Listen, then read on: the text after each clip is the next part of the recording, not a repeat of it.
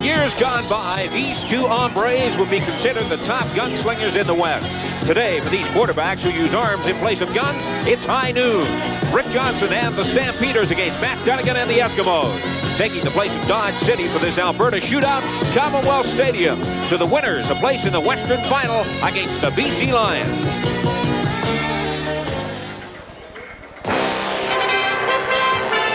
The following is a live presentation of CBC Sports.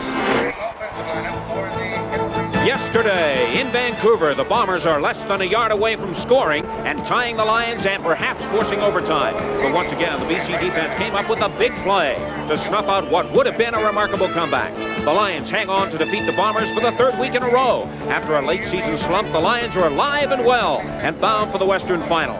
The opposition for the defending Grey Cup champions will be decided here in Commonwealth Stadium. It's the Stampeders and Eskimos in the second half of the Western semifinal. Hi, everyone, and welcome to chilly Edmonton. Unlike BC less than 24 hours ago, the weather will be a factor here this afternoon. Working with me, a man who's used to cold playing conditions, having quarterbacked the Winnipeg Blue Bombers at one point in his CFL career. Chuck, it's going to be a small crowd here this afternoon, but an enthusiastic one. Definitely, Steve. I know that the fans will be up for this game and be enthusiastic for the Battle of Alberta, as well as the players on both sides. All week long, the fans in Edmonton and Calgary have been talking about the Allen factor. It was a big question mark. Who would be the starting running back for the Calgary Stampeders? We can tell you now it will not be Gary Allen. He has strained knee ligaments. He gained over 1,000 yards rushing for the Stampeders. He will be sorely missed. His place in the backfield for the Stampeders will be taken by this man, Ryan Potter, a 6-year veteran of the CFL. He rushed for only 39 yards on 11 carries. He does not have the experience of a Gary Allen, but he is a good backup running back. Chuck, how much will the disappearance of Gary Allen from the offense mean to Calgary? Well, it will mean a great deal as far as having problems in calling their offense. This will have to change Rick Johnson's play calls because Allen's a big man that comes up with the big plays, and now they'll have to go more to their passing game and to their receivers. And when they go to their receivers, they'll go to number 88, Ray Alexander. At 6'3" and with a great deal of speed, he offers a good target for Rick Johnson. But also, he's caught 89 passes for over 1,600 yards and 10 touchdowns. So you know that they'll go to him as a big play man. He was number 2 in receiving in the CFL. As you mentioned, he is a big target, and I'm sure that Rick Johnson will go to him many, many times this afternoon. When you talk about the Calgary defense, they have strength at 3 key positions. Well, it's important for that defense to come up with some big plays. And they're going to have to rely not only on their defensive line, led by Harold Hallman, who has 19 quarterback sacks, but also by their middle linebacker, Anthony Woodson. Woodson is caught between a rock and a hard place because he's going to have to watch those 2 running backs come out of the backfield for the rush as well as the pass receiving. And then you go to their left corner, Mel Jenkins is going to have a tough time watching those receivers of Edmonton Eskimos. When you talk about a well-balanced offense, look no further than the Eskimos, led by Kelly. Yes, Brian Kelly, number 70, is an outstanding receiver. He's only caught 49 passes this year, but he's caught 10 of those passes for touchdowns. And when you do that, you know that you have the big play man, and in the playoffs, he has that game experience. Going from there, he has to go also to Milson Jones and Chris Skinner, as Matt Dunnigan will rely on his backs coming out of the backfield, not only from the rush, but also pass receiving. Milson Jones has caught 55, and Chris Skinner has caught 52, so you know he's going to use those guys as well. On defense, the Edmonton Eskimos have a big play man, a man who makes things happen in Stuart Hill. Well, Stuart Hill is their big play man, as you said, for defense, and he's going to have to put the pressure on the quarterback of Rick Johnson to keep the heat on him throughout the game. He has 17 quarterback sacks and 4 fumble recoveries, so he'll be in the game all evening. Chuck, the playing conditions here at Commonwealth Stadium will be a factor, which means that the key factor in the game could be the kicking game. Now, both teams have excellent kickers, J.T. Hay for the Calgary Stampeders and Tom Dixon for the Edmonton Eskimos. However, if it comes down to a long field goal to decide the game, you would have to favor the Stampeders because Tom Dixon outside the 50-yard line was good on none. 0 for 2. For J.T. Hay, on the other hand, of the Stampeders, he had a remarkable success rate outside of the 50-yard line. He was good on 8 of 9. So if it comes down to the kicking game, you may have to go with the Calgary Stampeders. The opening kickoff is coming up in just a moment. Right now, let's go to CFL Control and Brian Williams. Brian? Thank you, Steve. Good afternoon, everyone. Welcome to CFL Control in Toronto. One other game this afternoon, and it is now a final score. Somewhat of a surprise at Ivor Wynne Stadium. The Argonauts with an easy 31-17 win over the Hamilton Ticats in the first of the two-game total point Eastern playoff scene. In the third quarter, J.C. Watts at quarterback. He started the day. This is his second rushing touchdown of the day. The Argonauts go on to win 31-17. Game 2 is next Sunday at Exhibition Stadium here in Toronto, so the Argonauts will take a 14-0 lead into that game. Again, it is a two-game total point Eastern playoff situation. The Calgary Stampeders and the Edmonton Eskimos, the last time these teams met in a Western playoff was the Western Final, and that was back in 1979. And like today, the game played in the Commonwealth Stadium. Here is Warren Moon going to Brian Kelly. Edmonton would win the game 19-7, go on to beat Montreal 17-9 in the Grey Cup. 2-5 national titles for the Eskimos. You know, it surprises me. Edmonton and Calgary have only met 6 times in the playoffs going back to 1960, and it is dead even at 3-3. A somewhat different story as we look at this 86 regular season. The Eskimos winning all 3 games. However, 2 of them, the first and the third meetings, were close. Coming up at halftime, we will talk live with the head coach of the BC Lions, Don Matthews, and Don Whitman, who called yesterday's game, will join us from our studios in Vancouver, and we'll have a report on yesterday's junior final in Regina. Stay with us. The CFL on CBC will continue right after this. Typical might be the best word to describe the weather for the second half of this Western semifinal. It's not overly cold, but the wind will prevent the temperature from rising, and there's a strong possibility of snow flurries throughout the game, if you can believe that. The officiating team today is headed by 40-year-old Bud Ulrich. Working with Ulrich will be Bill Jones, Don Ellis, Ed Dunn, Art McAvoy, and Larry Rohan. As Tom Dixon tees it up on the frozen turf here at Commonwealth Stadium as we look at the officiating team for this Western semifinal, the second half of the Western semifinal. The first half was decided yesterday when the BC Lions defeated the Winnipeg Blue Bombers. And we are now seconds from getting this game underway. Tom Dixon kicks off, angles it over to the right side, and it goes out of bounds. A flag goes down, so the Edmonton Eskimos will probably do it all over again. Well, that's unfortunate kick for Edmonton right now. You want to try to put them deep, but then when you kick it out of bounds, you got another 5 yards to kick it down the field. So now they have to start all over again. Chuck, you had a chance to get down on that frozen turf here at Commonwealth Stadium. What's it like? Well, it's very hard, as you would expect at a frozen turf, but the problem you're going to get into is with the receivers and people who are trying to make cut. The grass is very slippery, and as you try to plant too hard, that your feet will come off from under you. So they got to be careful, and maybe you'll see the receivers rounding their patterns off a little more rather than making that sharp cut.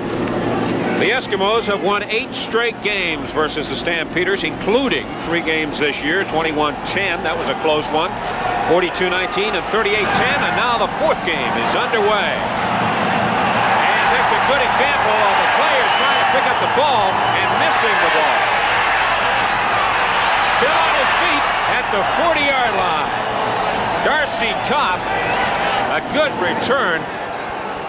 And he was dropped by Phil Jones. So Rick Johnson and the Stampeders offense will have good field position to scrimmage from.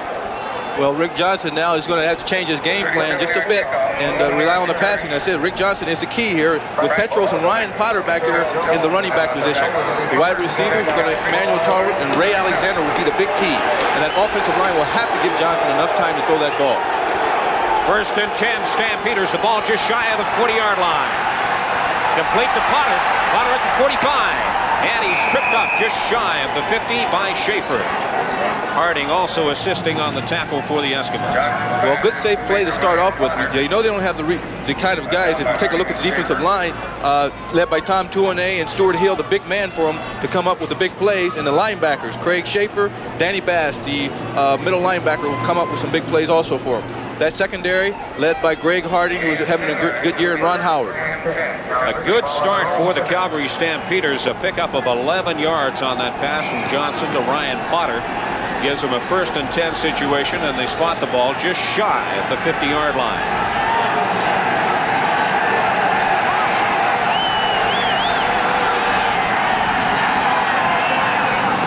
This time he goes to Petrus with a similar play, and Petrus is hit hard shy of the 55-yard line by Danny Bass. Well, it seems that Rick Johnson is beginning to try to set up a different strategy. Since he doesn't have Gary Allen to run, he's going to try to use his backs out of the backfield on short passing game, putting all of his receivers up in the immediate line and causing those linebackers to drop back into the zone areas to try to cover them, then hit those backs when they get some area away rather than trying to run them through the line of scrimmage. That was a gain of 4 in that last play. To make it 2nd and 6 for the Stampeders.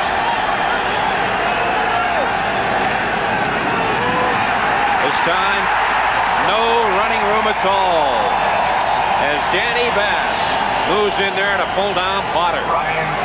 Tom Tuinei assisting on the tackle.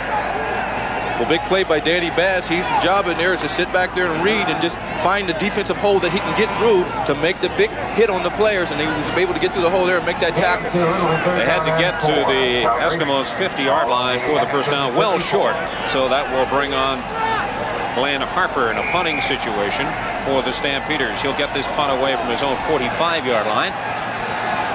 13-16 remaining to play in the opening quarter here at Commonwealth Stadium. No score. This is Williams at the 15. Dancing around, but he goes nowhere. As a matter of fact, he'll lose a yard on the play, and it was Ryan Potter downfield to make the stop.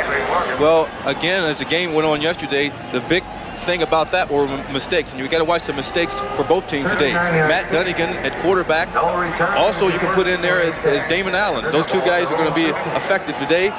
Stephen Jones at wide receiver. A lot of speed there. And on the offensive line, they've got a lot of experience there and a lot of people that have been around for a few years. First opportunity for the Eskimos on offense. Matt Dunnigan is indeed the starting quarterback.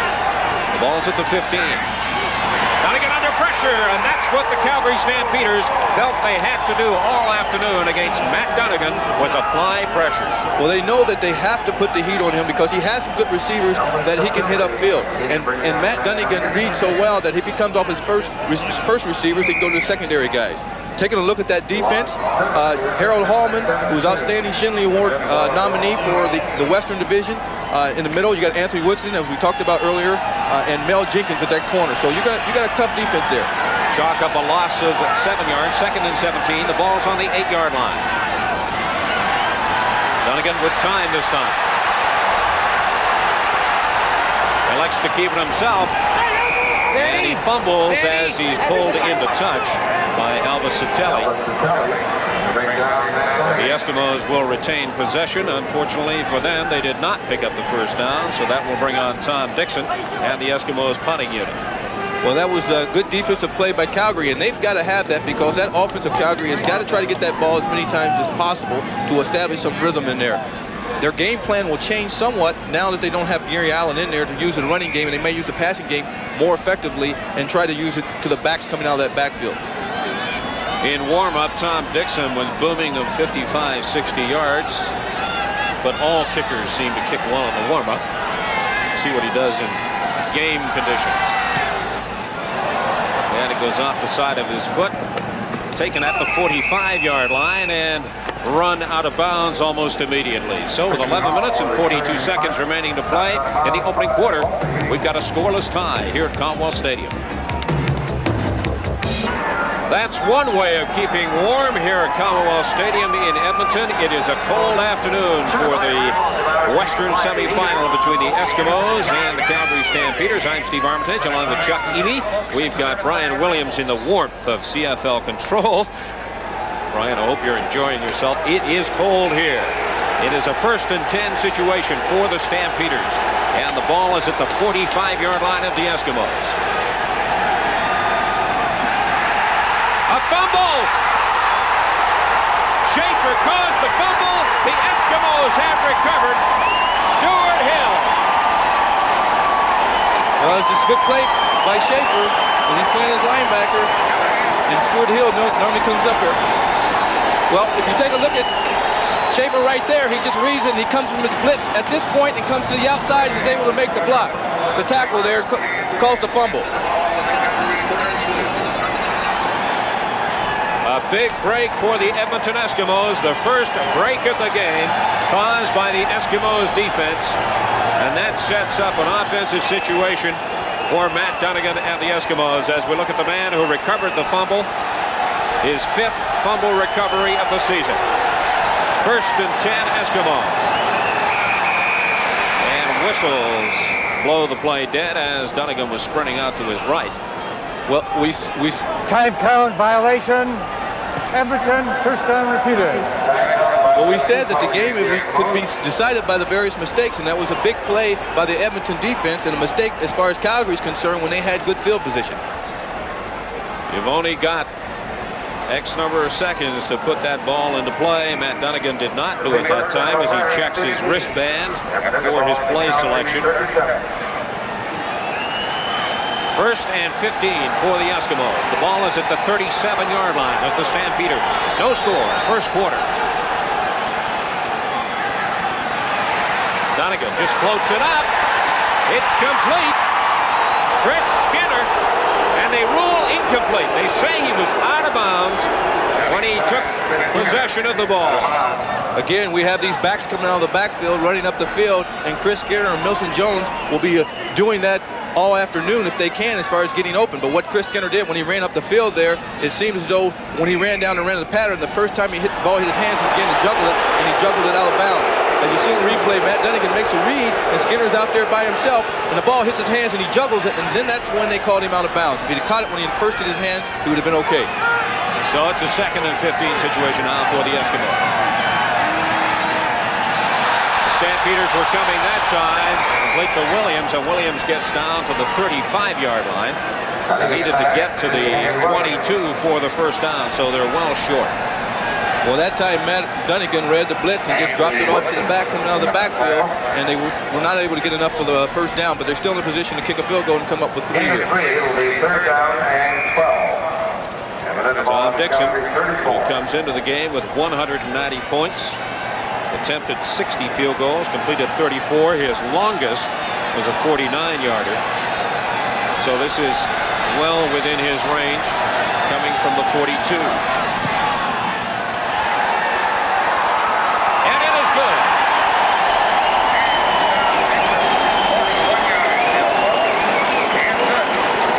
A 42-yard field goal from Tom Dixon has made that man happy. The head coach of the Eskimos, Jackie Parker. Tom Dixon's 35th field goal of the season puts the Eskimos on top of the Stampeders by a score of 3-0. There was one factor that a lot of people were concerned about as far as the Stampeders were coming into this game, and that was the layoff. They have not played for 2 weeks. How would it affect them? Well, coming off the layoff at other points in the season, they came back to beat Ottawa and Winnipeg. Do you think that could be a factor, Chuck? Well, I think it has its advantages as far as you come off and get some injury, people healed well. The other factor could be a problem starting off slow, but Calgary has not started off slow so far. 1st and 10, Stampeders. They get to Petros.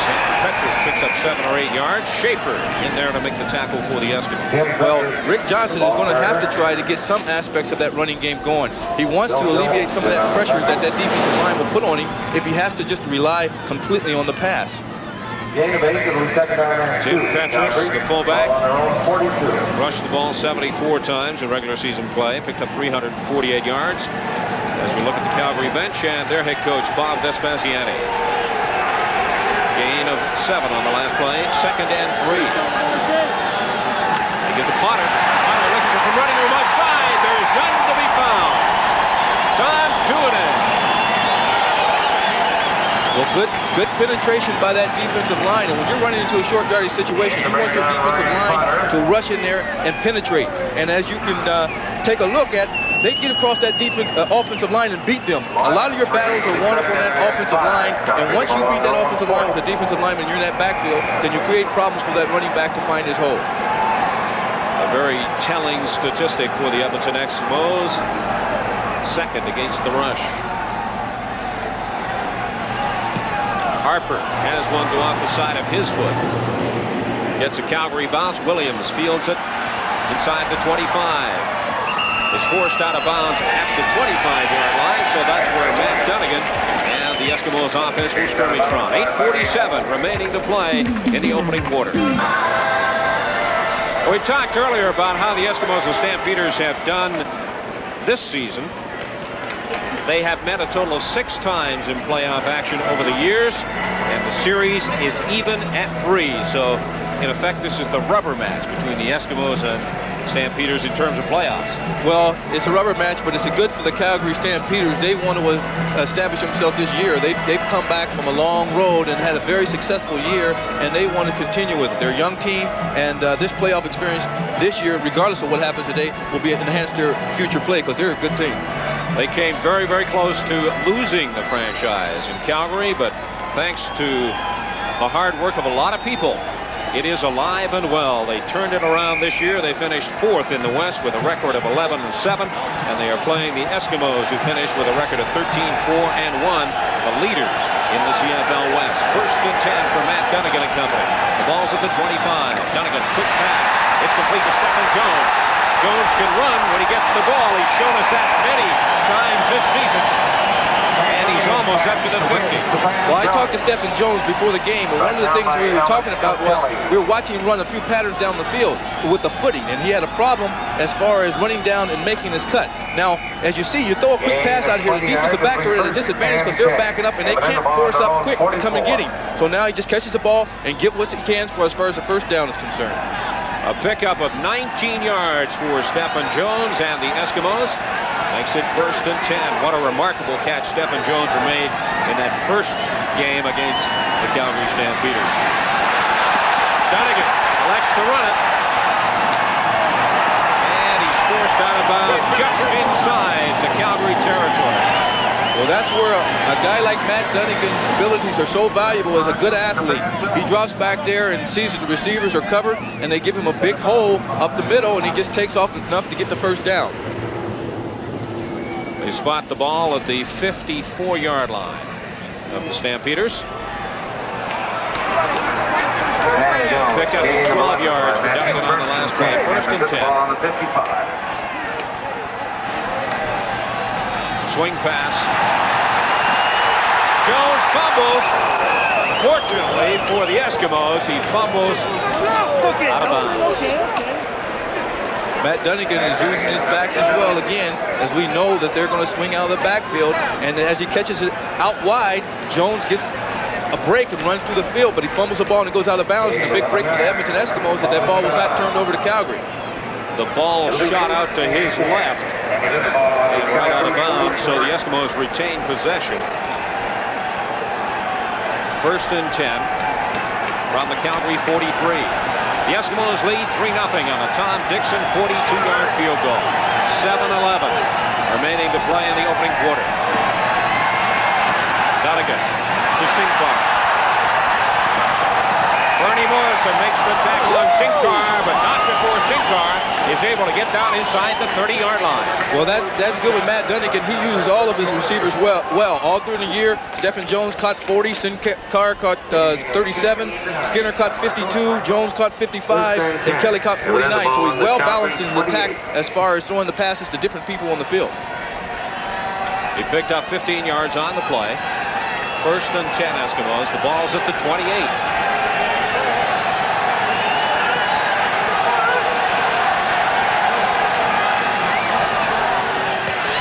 Complete to Stephen Jones. Jones down inside the 20-yard line. Again, a good safe play that you can go to. Just hit the receiver quick in front of that defensive back who's in a back pedal. Now, with the type of field that you have down there this afternoon, is frozen, and so that defensive back has got to give you another yard or two than he normally would as far as respect, because it's an advantage for the offensive guys going down knowing where they're cutting than it is for the defensive guys trying to defend against that. I've been impressed with the game plan of the Eskimos so far on offense. They're just going with what the Calgary defense will give them, a short pass. Well, when you're playing in this type of weather, which they've experienced in the last couple of games, then they know what type of attack to use. You don't necessarily have to use a running game as long as you just go to those back short and the flat areas where they can pick up 5 or 6 yards and keep those defensive backs and defensive linebackers backing up and react after that with what you get when you run the ball. A key 2nd down in the opening quarter. And no doubt about it, Dunnigan on the quarterback sneak, and he has about 4 or 5 yards. Well, Matt Dunnigan is one of the few guys that can probably make a quarterback sneak look exciting, because every time he gets through the hole, he's not only looking for the first down, he's trying to go and follow his blockers. That's what he does. He reads that well, finds the hole, and go as far as he can. If he can keep his feet going, he's going to try to take it for a touchdown. He's not just looking for the first down. He's looking for all the way. Dunnigan definitely didn't remind me of Chuck Ely on the quarterback sneak. First and 10 Eskimos. The ball's at the 13. Flags go down. And Dunnigan is hit just as he unloads. Larry Hogue in on top of Dunnigan. But we've got flags down on both sides of the field. Offside, Calgary, number 75. Stu Laird is called on the offside for Calgary. So another break in favor of the Eskimos. Well, this is what you may see sometimes as a quarterback. You see those linebackers are beginning to blitz at Dunnigan and what he's reading. And as they come in from the blitz on the outside, even with the defensive backs, they get extra pressure on Matt Dunnigan. That time, unfortunately for Calgary, they were offsides, and the Edmonton Eskimos gets another first down. First and 5 Eskimos. The ball is at the 8-yard line. Edmonton on top, 3-0. Skinner. Skinner refuses to go down. He does get down inside the 5-yard line. Anthony Woodson over there to make the stop for Calgary.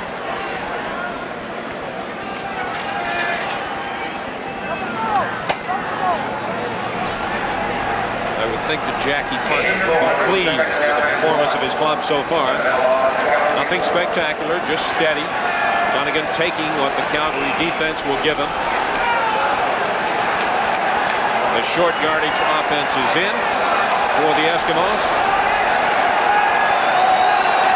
Second and about 1. Maybe we can expect a pass in this situation. Dunnigan rolling out, looking for some room. There's none to be had. He is dropped. A big play by the Calgary defense.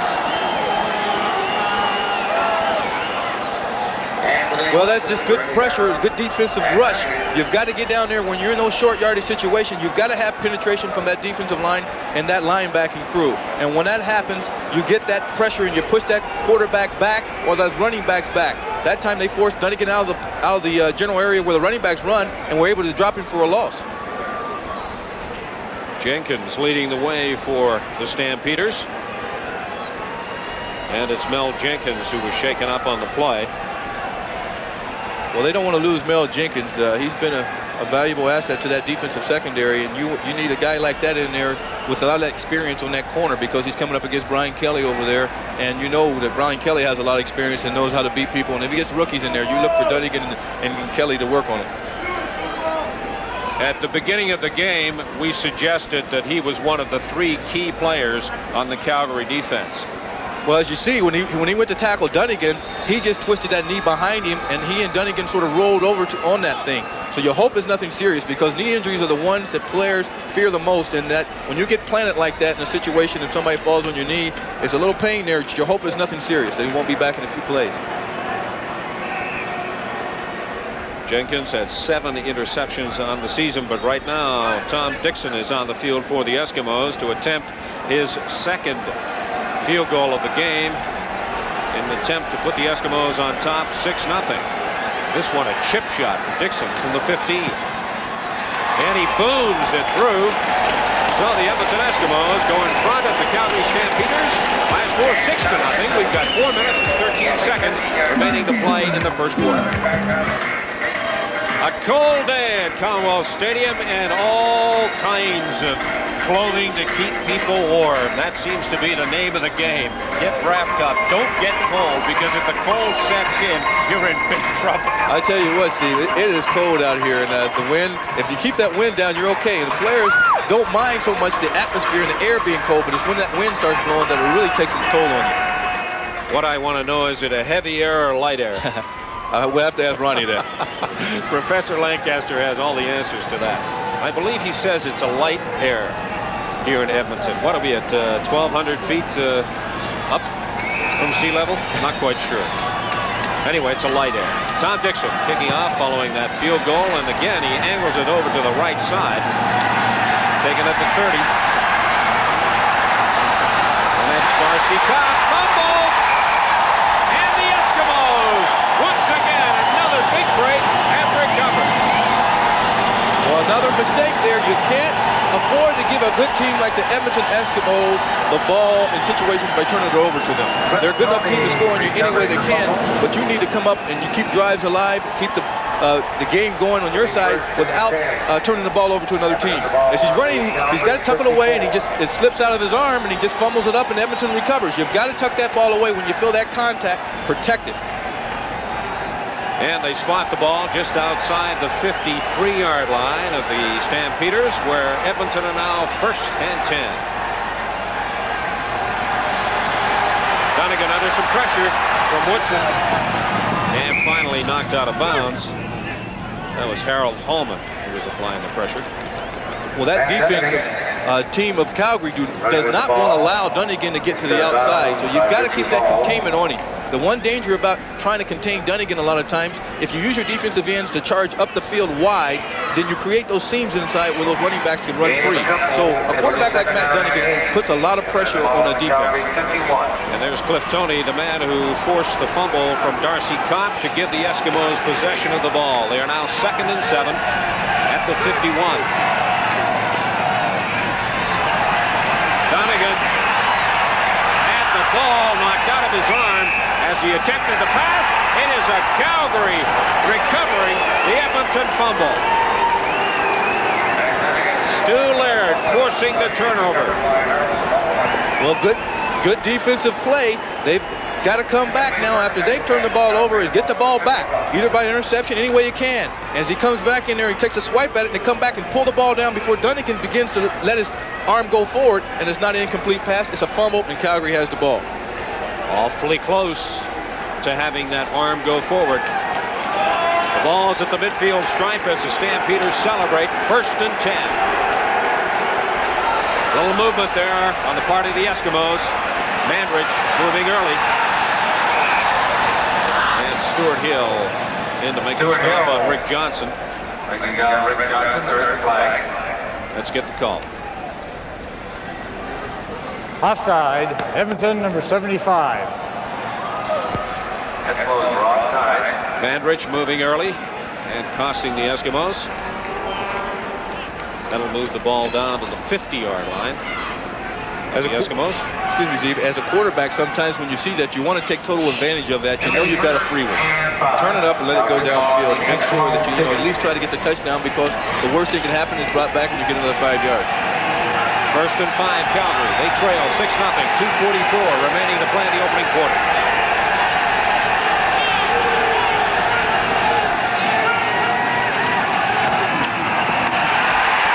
Danny Bass leading the charge on Ryan Potter. Potter unable to get back to the original line of scrimmage. Good play by Danny Bass. He's a big key as far as that middle linebacker. You've got a lot of things you have to watch for. You have to watch for screens. You have to watch for the backs as far as running flare patterns and flat patterns. That time he faked the blitz, and then he came back to the on side of the play, read it, got in the hole, and was able to make the tackle. A loss of 1 on the play. 2nd and 6. Ball at the 51.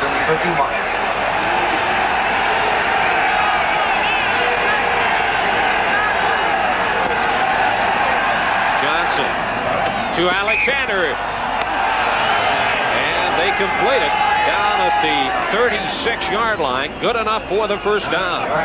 Good play by Alexander, because what he did is he ran the out pattern, and he can't plant that hard, and he has to keep his feet in bounds or go out of bounds. It wouldn't be a catch, but he had to stop enough before he slid out of bounds on the frozen turf, so he held his feet in just enough to make the pass completion. In spite of the fact that the Stampeders lost all 3 games to the Eskimos this year, Ray Alexander certainly had fine individual performances against the Eskimos. 1st and 10, Calgary. The ball at the 36. They give it Petrus on the draw, and he gets to the 35-yard line where he runs into Stuart Hill. Well, this is where the Calgary Stampeders are beginning to miss a guy like Gary Allen. He creates fear in those defensive linebackers and personnel and people that are involved. And he can take a play like this. When you take that drive, he gets hit and like that and gets a hit like that. Usually a guy maybe will break loose. And even Gary Allen, I don't think could have got away from that hit. But at the same time, he makes those linebackers and defensive people pay attention to him. But he's not here today, and that could be a problem for Calgary. They need 9 yards for the 1st down. Keep the drive alive. Quick pass over the middle, complete to Emmanuel Probert. he has the first down, but he paid the price. Kenny Bass unloaded on him. Well, that was a good read by Rick Johnson. That time, Edmonton came with the blitz, and we go what we call a hot pattern. All of a sudden, the linebackers leave from their position. There's no underneath coverage. You just drop the ball in there quick. You know that you got man coverage by the defensive backs, and they're going to react up quick, so get rid of that ball. Johnson, by the way, is 4 for 4 for 41 yards. Pickup of 11 on that last play. 1st and 10, Calgary. The ball's at the 24. Johnson, complete on the far sidelines to Ray Alexander. He also had Larry Willis wide open. So he had his choice there, and he went to the veteran Alexander. Another first down for Calgary. Well, Calgary is doing a little something different. They're coming back with only one running back in the backfield and using 5 receivers. So they're planning on going to that passing game a little more than they anticipate without Gary Allen in that backfield. This could be the final play of the opening quarter. 1st and 10. Johnson wants to pass again, complete over the middle, in and out of the arms of Woodruff. And he could have caught that pass. That was definitely a catchable ball. And there goes the gun to end the opening quarter play here at Commonwealth Stadium. The Eskimos in front of Calgary 6-0. We've talked a lot about the frozen playing conditions here at Commonwealth Stadium, and we believe that these are the shoes that the Edmonton Eskimos and Calgary Stampeders have elected to wear. These are the all-terrain type of shoe, if you will. They have the long, hard rubber cleats, and hopefully they will give both teams some traction. Well, they've tried a number of different shoes, and this is one of the ones that they picked out as far as using, and they have some short cleats as well, and some of them have even talked about using the baseball stud shoes where it's flat. It's a 2nd and 10 situation for Calgary. The ball is on the 12-yard line of the Eskimos. The opening play of the second quarter. And Johnson goes down, so obviously the shoes that Johnson was wearing did not help in that particular case. One of the biggest problems you have as a quarterback is the turf, and when you drop back there, the key thing is to get that foot planted, and then you can step forward. As he plants back there with the right foot, it kicks out from under him because it slides on that slippery grass that's right there. So that's the problem that you run into, because as a quarterback, you have to plant that foot, get into the ground, step forward. If you decide to take off, that's one thing, or throw the ball. That brings on J.T. Hay, who comes into this game with 181 points. Attempted 56 field goals, good on 40, the longest 43, so he's well within his range, but it's a high snap, and Hay does exceptionally well to get it away because his momentum up to the ball was broken. He had to pause, stop, and then kick, and he did well to put it through. Well, I tell you, one of the great plays on that was Rick Johnson. As a holder, and I used to hold the ball, the problem when you get it to, if you get it up high like that or a bad snap to one side of you, is to find the tee to set the ball on. And Rick Johnson comes up with a big play as far as getting the ball out of the air and back down on the tee for J.T. Hay. And J.T. Hay's rhythm was not broken that much that he was able to get the kickoff. So that was a good play by both of them. But rhythm is so terribly important for a field goal kicker. And if it is in any way broken, sometimes you just can't concentrate and you end up missing the ball or hooking it left or right. And definitely on this field, is again, the side-winding kickers that like kick that soccer style, they need that foot to plant. And if that foot goes up under them, or they get out of rhythm, then that could be a problem for them also. So that makes it Eskimos 6, Calgary 3. We were asked a couple of times in the past 2 or 3 days whether we thought it might be a high-scoring game. The Eskimos averaged 30 points per game over the course of the regular season. The Calgary Stampeders 26.9. So if those statistics are anything, we've got a lot of scoring to come. 6-3, 14-10 remaining in the second quarter. J.T. Hay. The ball goes by Williams. He scoops it up inside the 20. Flag goes down as Williams looking for running room at the 30, and he fumbles out of bounds. So the Eskimos will retain possession of the ball, but we'll have to wait and see what the call is from the referee.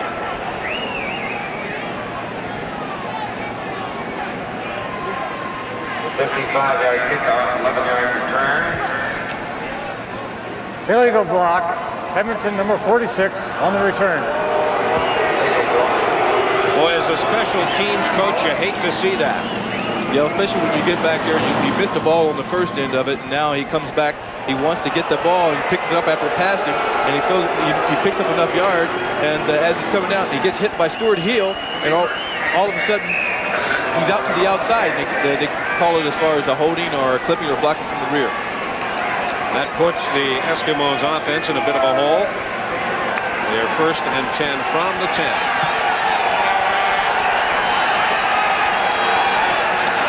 Dunnigan with time. Looking for Marco Sinkar. Hit him on the leg. But a flag goes down in the Eskimos' backfield. Holding Edmonton number 59. Second straight penalty against the Eskimos. Well, we talk about the fact that Gary Allen would be absent, but one of the things with Edmonton lately is their offensive line has had some problems as far as changing personnel, as well as the fact that Rudy Phillips and Leo Blanchard have had some injuries that could affect their game. So that offensive line could have some problems up there for Edmonton. Of course, the big loss, Hekpache, suspended. CFL Commissioner Doug Mitchell. Certainly didn't help the Eskimos. Second and 10.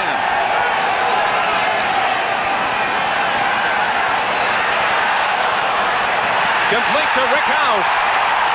House down inside Calgary territory. A perfect pass and a perfect catch on the part of Rick House. Well, good play by Matt Dunnigan. The offensive line gave him great protection. As you take a look at it, what you might see if you were at ground level at that, Matt Dunnigan is reading, and there's nobody within 5 yards of it. And when you get that much time, you have time to stretch that zone out and create holes in the pocket upfield. And Sinkar was able to catch the ball up the field. Rick House was able to catch the ball up the field for a long game. 49 yards, the exact length of that game. The Eskimos come back with a swing pass to Wilson Jones. Jones down inside the 40-yard line. When you're beginning to roll it along and get some big plays and to establish some type of offensive game plan, now you can start working your other plays in there. Backs out of the backfield, hit them short, hit them long, pitch and catch, and get the ball into the end zone. And this is what we talked about at the beginning of the game, the effectiveness of Jones and Skinner as pass receivers as well as runners. A gain of 15 on the last play. It is 1st and 10 Edmonton. The ball's at the 36-yard line of Calgary. 6-3 the score. Quick screen to Stephen Jones. And Stephen Jones is tripped up at the 30-yard line. Not a bad play to call in a situation like that because, as we said before, if you can get that defensive back, dropping back and just getting to his back pedal and get him going away from it, by the time on that quick screen you get your offensive linemen or your running backs come out there, then you got a chance to pick up some extra yardage.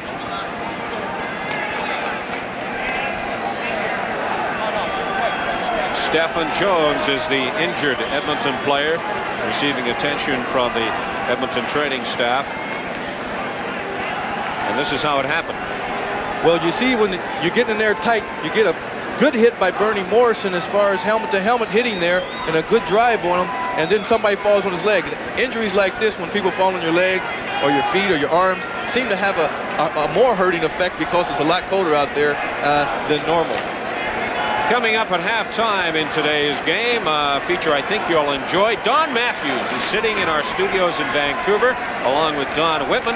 Those two gentlemen will analyze the first half of play here at Commonwealth Stadium. Of course, congratulations to the Lions on a big win yesterday of the Winnipeg Blue Bombers, earning a berth in the CFL's Western Division Final. And now that game will either be played in BC or here in Edmonton. If Calgary win this afternoon, the game is set for BC Place Stadium in Vancouver. If the Eskimos win, the BC Lions will travel to Edmonton, something I'm sure that Don Matthews and the BC Lions wouldn't want to do. We've got 11 minutes and 50 seconds remaining to play in the second quarter, and the Eskimos are leading the Calgary Stampeders by a score of 6-3. A big smile from the Premier of the province of Alberta, Don Getty. Of course, Don, the former quarterback with the Edmonton Eskimos back in his playing days. He's all wrapped up, nice and warm, got the gloves on, and enjoying the contest here at Commonwealth Stadium this afternoon. Of course, the Eskimos are on top of Calgary, which I'm sure he's enjoying. 6-3, 11 minutes and 44 seconds remaining to play in the second quarter. It's 2nd and 5 Eskimos. The ball at the 31. were coming, but Dunnigan manages to avoid the rush and is very close to picking up the first down. May have it by about a half a yard to spare. Talking to some of the offensive linemen, one of their concerns was most people think when the field is frozen that you want to go to a running game. Well, offensive linemen say that they would prefer to be in the drop back position so that they can get set up back there rather than go through that running game because you can't plant and step forward. Who says quarterbacks memorize all their plays? He's got it written down on a wristband. Of course, a lot of quarterbacks do now. The game is so complicated. The offenses are so varied. He's trying to deceive. You need a little help. First and 10 Eskimos. The ball at the 25-yard line of Calgary. Pass to Sinkar. Sinkar with a good move. Gets down inside the 50. Richie Hall over to make what could have been a touchdown-saving tackle. Well, those linebackers are trying to read Dunnigan as he's looking to his right side, and Sinkar just slips out of the backfield and hangs over in the flat and is able to catch the ball and just pick up as many yards as he can to get the first down. It makes that read. If those linebackers take a big drop, as we talk about the field, they have to react back up. By the time they get there, you can pick up 10 or so yards for the first down. Well, that time was a gain of 13 yards. Dunnigan, by the way, has attempted 11 passes, completed 9, and he's going to pass again. Looking for Rick House. It's incomplete. A flag goes down. Larry Hogue may be called for interference. Forward pass interference. Calgary number 14. First down. Well, Larry Hogue totally disagrees with that. The official was right there. He wants to try to play the read, and they came with a blitz that time, so he's in man coverage. And he's just reacting over the top of Rick House and got his feet tangled up. But I don't know if there was enough contact there as far as his hand on him to be called for pass interference. A close call that goes against Bob Vespasiani and the Calgary Stampeders. Short yardage offense is in for the Eskimos. Touchdown, Dunnigan!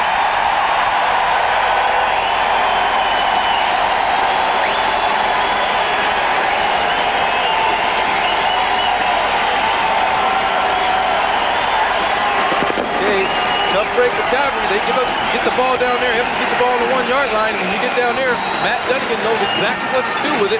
Get that 1 yard and get the touchdown. Don't play around with it, handing it off the back. Backs in the backfield, taking a chance for a loss. Get the touchdown and get the points on the board. So the Eskimos will try and add another point to their total. Todd Dixon with the convert, and as usual, it is good. So the Edmonton Eskimos go in front of the Calgary Stampeders by a score of 13-3. 9:52 remaining to play in the second quarter.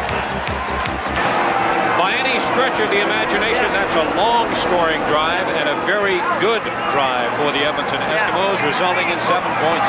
Well, good play on them. Matt Dunnigan takes it in for 1 yard, but there's a lot of action that happened in between those yards and 90 yards down the field. And he's controlling the offense right now. That's what they've got to have for Edmonton. Dixon with the short kick, taken on the dead run by Kopp. Kopp to the 45-yard line, where Rick Johnson and the Calgary offense will scrimmage first and 10. Well, it's important for Calgary now to get something going as far as their offense. Get the ball up the field and get some plus yardage and get inside that 55 and move the ball in there. If they don't score any points, at least try to keep Edmonton back in the hole and get some points. They don't want the gap to spread out any further than it is right now, so they've got to either try to come up some points or hold them deep into their own end zone area. First and 10, Calgary from their own 45-yard line. They trail 13-3.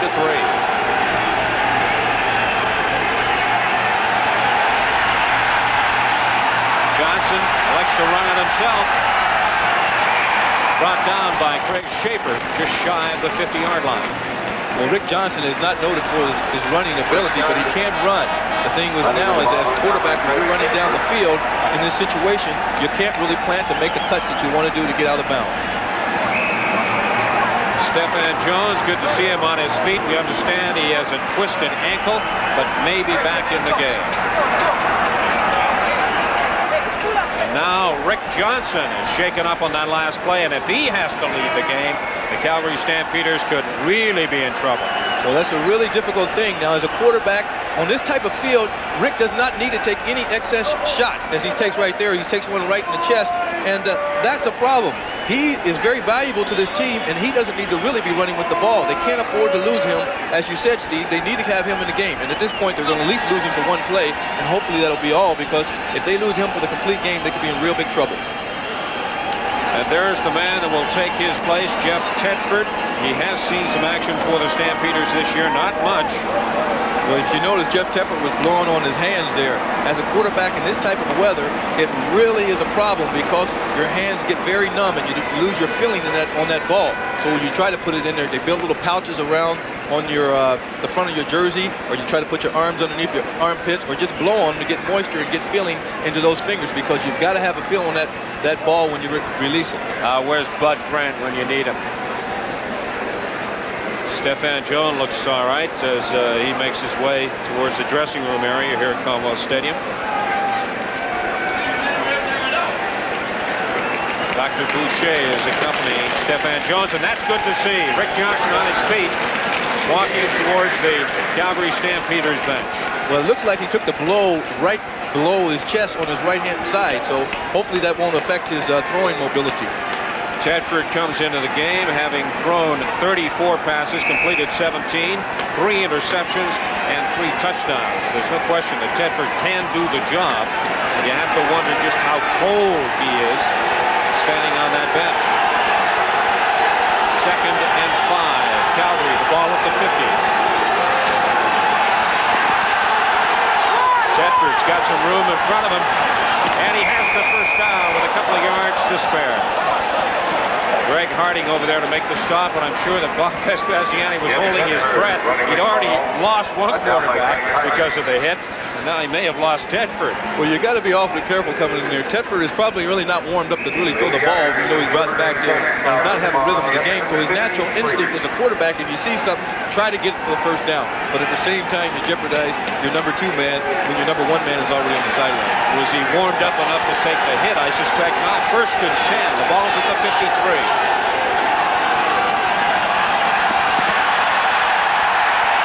Tedford looking for some running room. Stuart Hill, the big play man for the Eskimos, comes up with a big one there.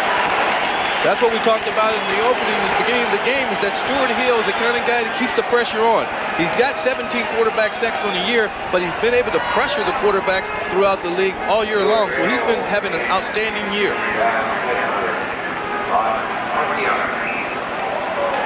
Rick Johnson catching his breath on the Calgary bench.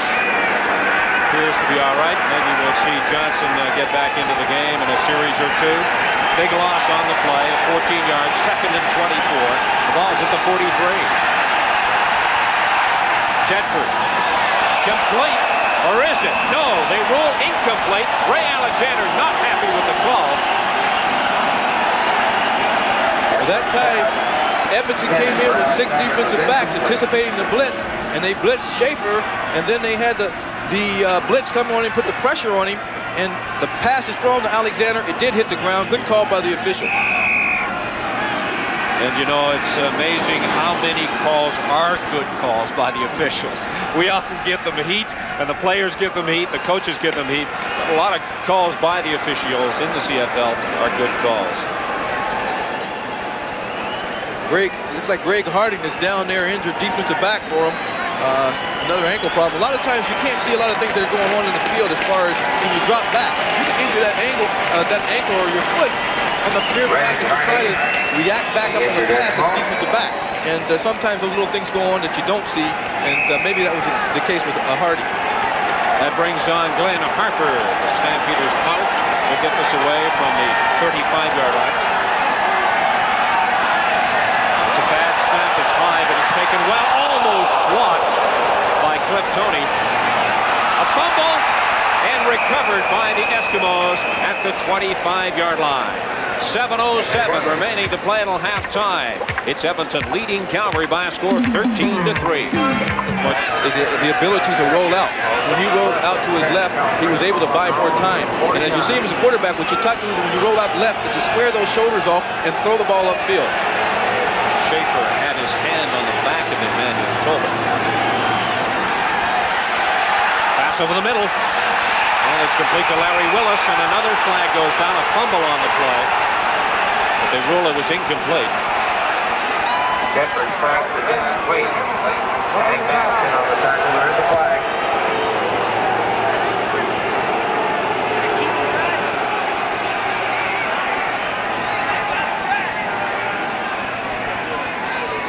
Cold hands perhaps on the part of Tetford, unable to get the feel of the ball. Penalty against the Edmonton Eskimos, and it marches the ball all the way down to the 46-yard line. No play is called against the Eskimos. Calgary's got to be happy at least to get something going up there and move the ball up the field. They've got to get something going before the half and come up with some more points before they go in half and not let Edmonton score anything else. And they've got 4 minutes and 44 seconds in which to do something. They trail 14-3, but they're now 1st and 10 from the 46. Draw play to Petrus. Petrus, a couple of tough yards.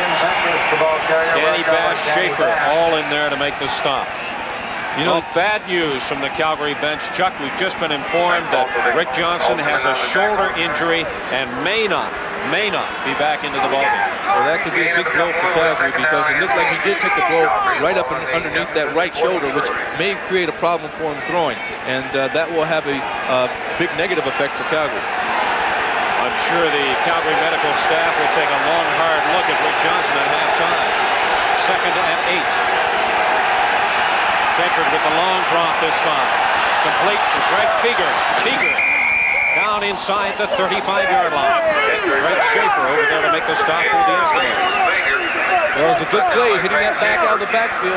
As Feger comes out of there, they get a little cross up. They're trying to play zone, and the defensive back hangs back there and misreads, and the back picks the ball out of the reception from the quarterback and runs it in the flat. He's out there by himself because there was a mix-up in the pass pattern and the defensive coverage. Feger goes out of the ball game. Potter and Petrus, the running backs. 1st and 10, ball at the 34. Tedford just lays it up there, hoping that Tolmer can get to it, and he had it for 1 brief second, and again a flag goes down.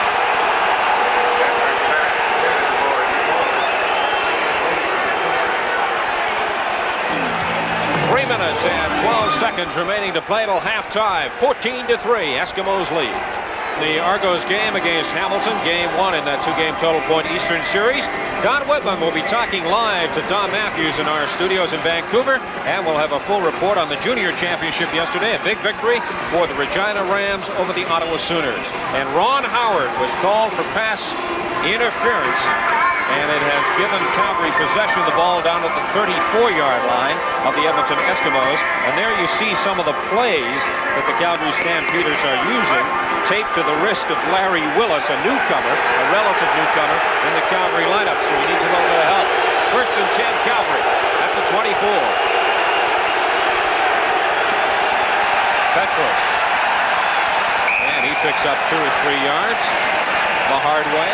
When you talk about those plays written on the arm of Willis, when you make those changes and new guys are coming in there, you come from a different system in the States or wherever you may come from, and you get those things mixed up. So formations you keep down there, and there are certain ways you run a pass pattern based on the type of call, like a 2, maybe an out, or whatever the case may be. And so you have to remember those things, and so Willis just got a cheat sheet on his arm. That's exactly what it is.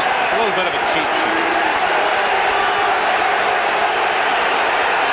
2nd and 8. Tedford has time. Complete to Alexander, who is down inside the 5-yard line. Greg Harding makes the stop on Alexander. The Eskimos were protesting that it was a fumble after he had made the reception. But the official was there to rule it complete, and a big play for the Calgary Stampeders. They spot the ball at the 4-yard line, so it's 1st and goal to go for Calgary. Good play by Calgary. Got her in position to get a touchdown.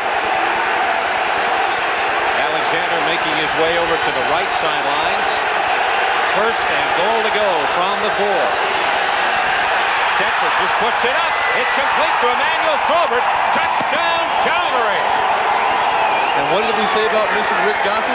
Jeff Tedford has come in the game and moved him all the way down the field for a touchdown. They put in that 6 defensive back situation, and somehow Tolbert got open back there all by himself, and Tedford was able to pick him up. He had a blitz coming right into his face, and he got rid of the ball before he got the full contact. And Schaefer was the one that put the big hit on him, but somebody lost their man, and Emmanuel Tolbert, and he was all open. Came into this game having scored 11 touchdowns on the season. That is number 12 for Tolbert, and a big touchdown it is. J.T. Hay will attempt the convert, and it is good. So the Calgary Stampeders are right back in this one, 14-10. Well, they did exactly what they had to do.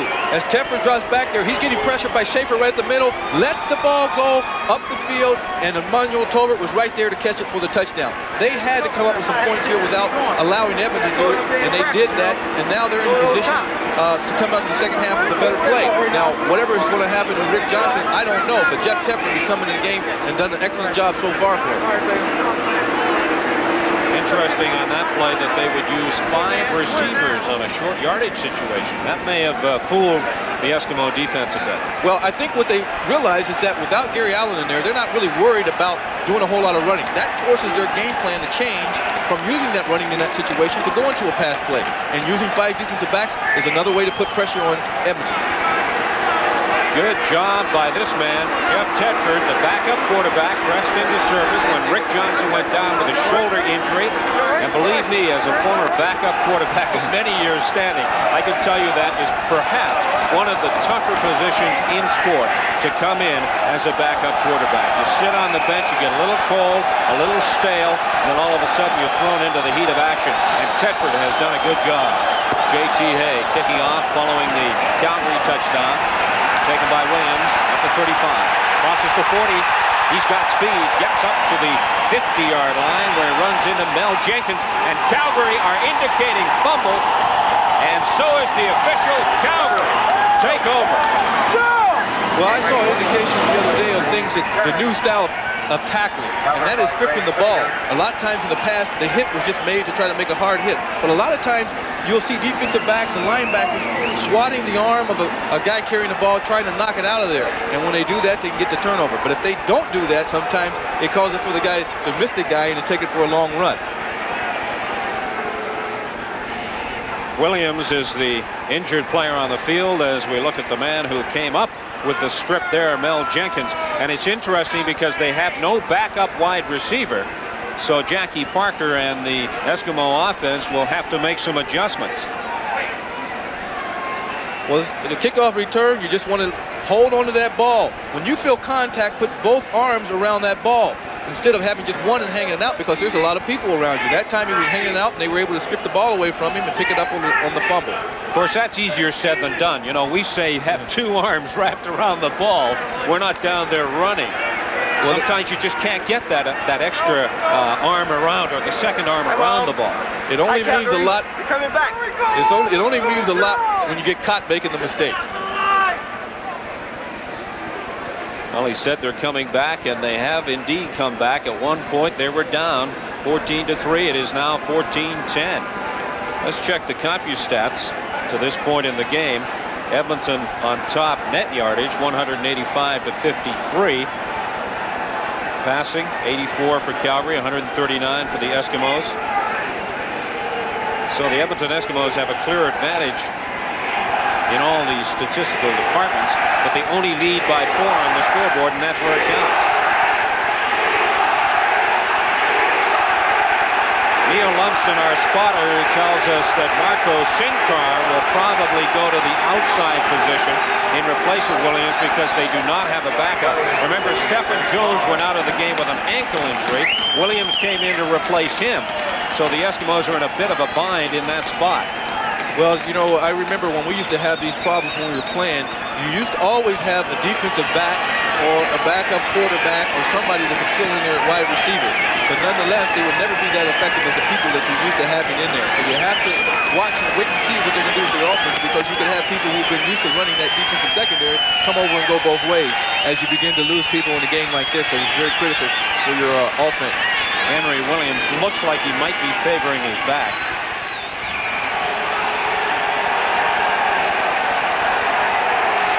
2:06 remaining to play till halftime.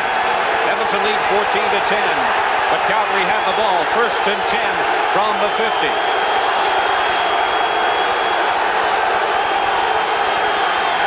Tedford gives to Petrus. Petrus drives up the middle. Gets to the 45-yard line. Zachary is there to meet him.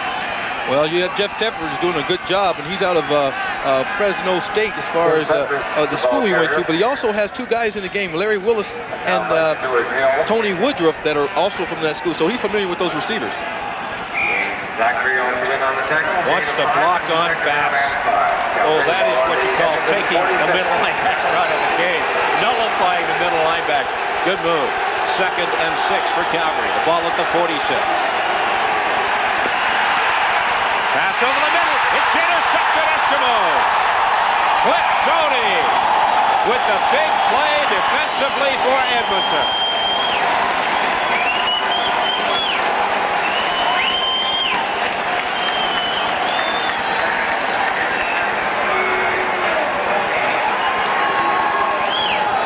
Okay, you're going to see on this play the linebackers Schaefer and Bass do the blitzing inside here to put the pressure to get up in Tedford's face. When you get that type of action, you put the pressure on that quarterback and you get in his face. He just gets rid of the ball and he can't see it, goes the interception. Good concentration on the part of Tony there. He had to worry about the official. He almost ran into him. 1st and 10, Eskimos. Dunnigan having trouble planting his feet. Finally dumps it off to Milson Jones. A flag is down at the 50-yard line. Dunnigan's pass. Elvis Satelli in there to make the stop for Calgary. Let's pick up the call. Edmonton dressing room by the doctor.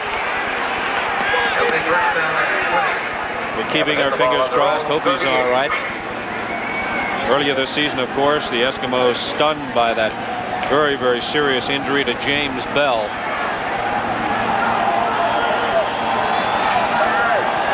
First and 10. Make that 1st and 20, Edmonton. Dunnigan to Milson Jones. Jones dropped at the 46-yard line by Anthony Woodson. Dunnigan's pass complete to Milson Jones. As you take a look at Williams, he looks like he's in a little agony, a little pain there. They want to take him in right now, right before the half, and make sure he gets warmed up and just check out the injury more closely before they bring him out back in the second half. Hopefully it's something that he can return as far as the Edmonton Eskimos are concerned, back to that lineup. Minute 16, remaining to play till halftime. Dunnigan again dumps it off for Jones, but this time Jones unable to hang on. Jones incomplete. Good pressure from Stu Laird on Dunnigan. Calgary is content now to sort of play a little zone defense, make sure they keep the short pass in front of them and react back up before they get the 1st down. They dropped back in the last 2 defenses and played zone where they had 4 or 5 people in the short zone and 3 people in the deeper zone to prevent that ball from going upfield to getting the 1st down. Tom Dixon came into the game averaging 45.3 yards per punt, 3rd best in the CFL. I wonder if Calgary will come with everybody on this play. 1:07 till halftime. Low spiral from Dixon that time, taken at the 20. And Balkovic was downfield very quickly to find Darcy Kopp and drop him before he could pick up much more than 1 or 2 yards on the return. Now you're in a position here, what do you do as a coach? Do you want to try to get more points on the board with 58 seconds? Or do you want to try to run this clock out going at halftime, only 4 points behind with your number 1 quarterback out and your number 1 running back out? So you have to watch what Calgary's going to try to do here. I think they should try to run that clock out and save some time for them Tedford to come in that second half. I disagree. I'm a gambling sort of guy. We go for it. 1st and 10 Calgary. Tedford gets the pass away under tremendous pressure, but he fires it way over the head of the intended receiver, Woodruff. 2-8. Applying good pressure that time for the Eskimos on Tedford. Now they're going to have to come up with a big play and hopefully keep that ball in bounds, because they can eventually give that ball back to Dunnigan in good field position if they don't come up with a 1st down here. 2nd and 10. Ball at the 24. 54 seconds, still halftime. Draw play to Potter. And Potter hit at the 25-yard line by Stuart Hill. And Jackie Parker indicating what he wants the Eskimos to do rather frantically. Unusual to see Jackie that animated. Well, they wanted to get the timeout to stop that clock with 49 seconds. If they can get that ball back in field position, then they can move it in and get a chance at another field goal or get some more points on the board, and that's what they want to do. As I talked about earlier 2 plays ago, you have to be careful that you don't want to give them the ball in real good field position so they can score again. And at that time, when they threw the ball on first down, they called it incomplete pass. That stopped the clock, and when they came back to try to run it on second down, they called a timeout to stop it, so they have plenty of time to possibly get another score on the board. Tom Richards into the ball game to return this punt for the Eskimos. You know, we talked about the wide receiving ability of Williams and Stephen Jones. They are also the Eskimos punt returners. So the pressure now on this young man, Tom Richards, a local boy who played his high school and junior football in Edmonton. Pick George. I didn't slide. Also played at the University of Alberta. As we looked at that man who had a very successful career coaching Canadian college football with the Acadia Axemen. Some time ago, then moved on to the pro ranks with the Winnipeg Blue Bombers as an assistant coach, then went to BC, finally wound up as the head coach of the Calgary Stampeders, and has done a super job. Good kick from Harper. Richards going to take this on the dead run. At the 50, found a bit of a hole, gets down to the 45-yard line with 39 seconds remaining to play. So the Edmonton Eskimos will have a chance to run off 3 or 4 plays maybe and add to their total. Well, Calgary wants to be real careful here. You don't want to drop back and give Dunnigan too much time where he can throw the ball into the zone areas and pick up enough yards for a field goal, but at the same time, if you put pressure with the blitz, you take a chance of giving up 6. So they've got to be careful and watch the coaching on the next few plays. First and 10, Edmonton. Ball at the 45.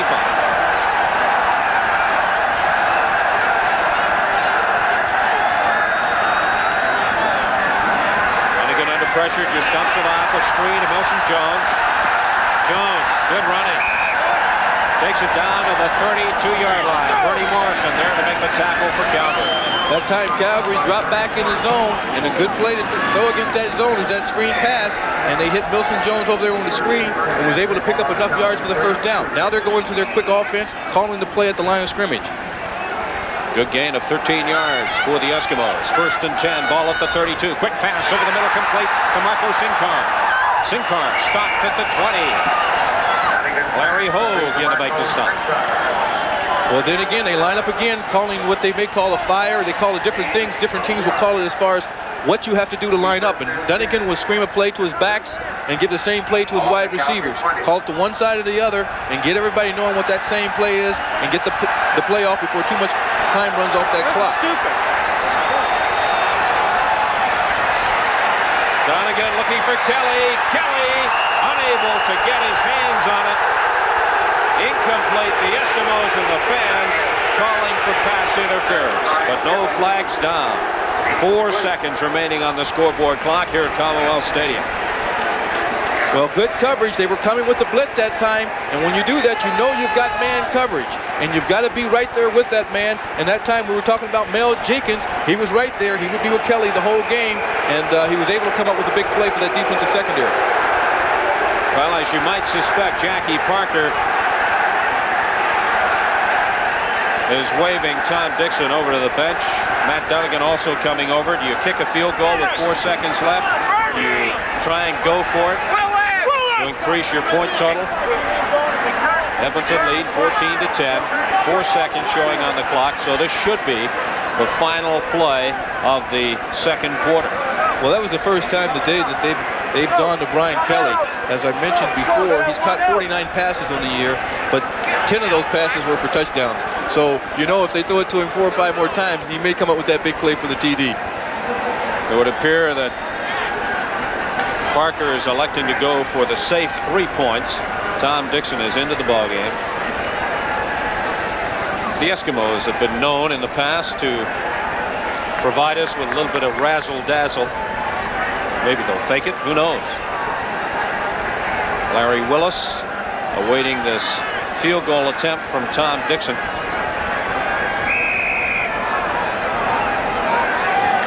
He's had a good day, perfect day as a matter of fact.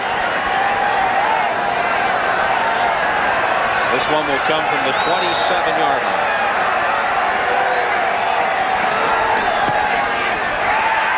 And Tom Dixon remains perfect to put the Edmonton Eskimos on top of the Calgary Stampeders 17-10 as the two teams make their way to the dressing room here at Commonwealth Stadium. A very entertaining first half of play. I'm sure a lot of people feel a close first half. Right now, let's go to CFL Control and Brian Williams. Brian?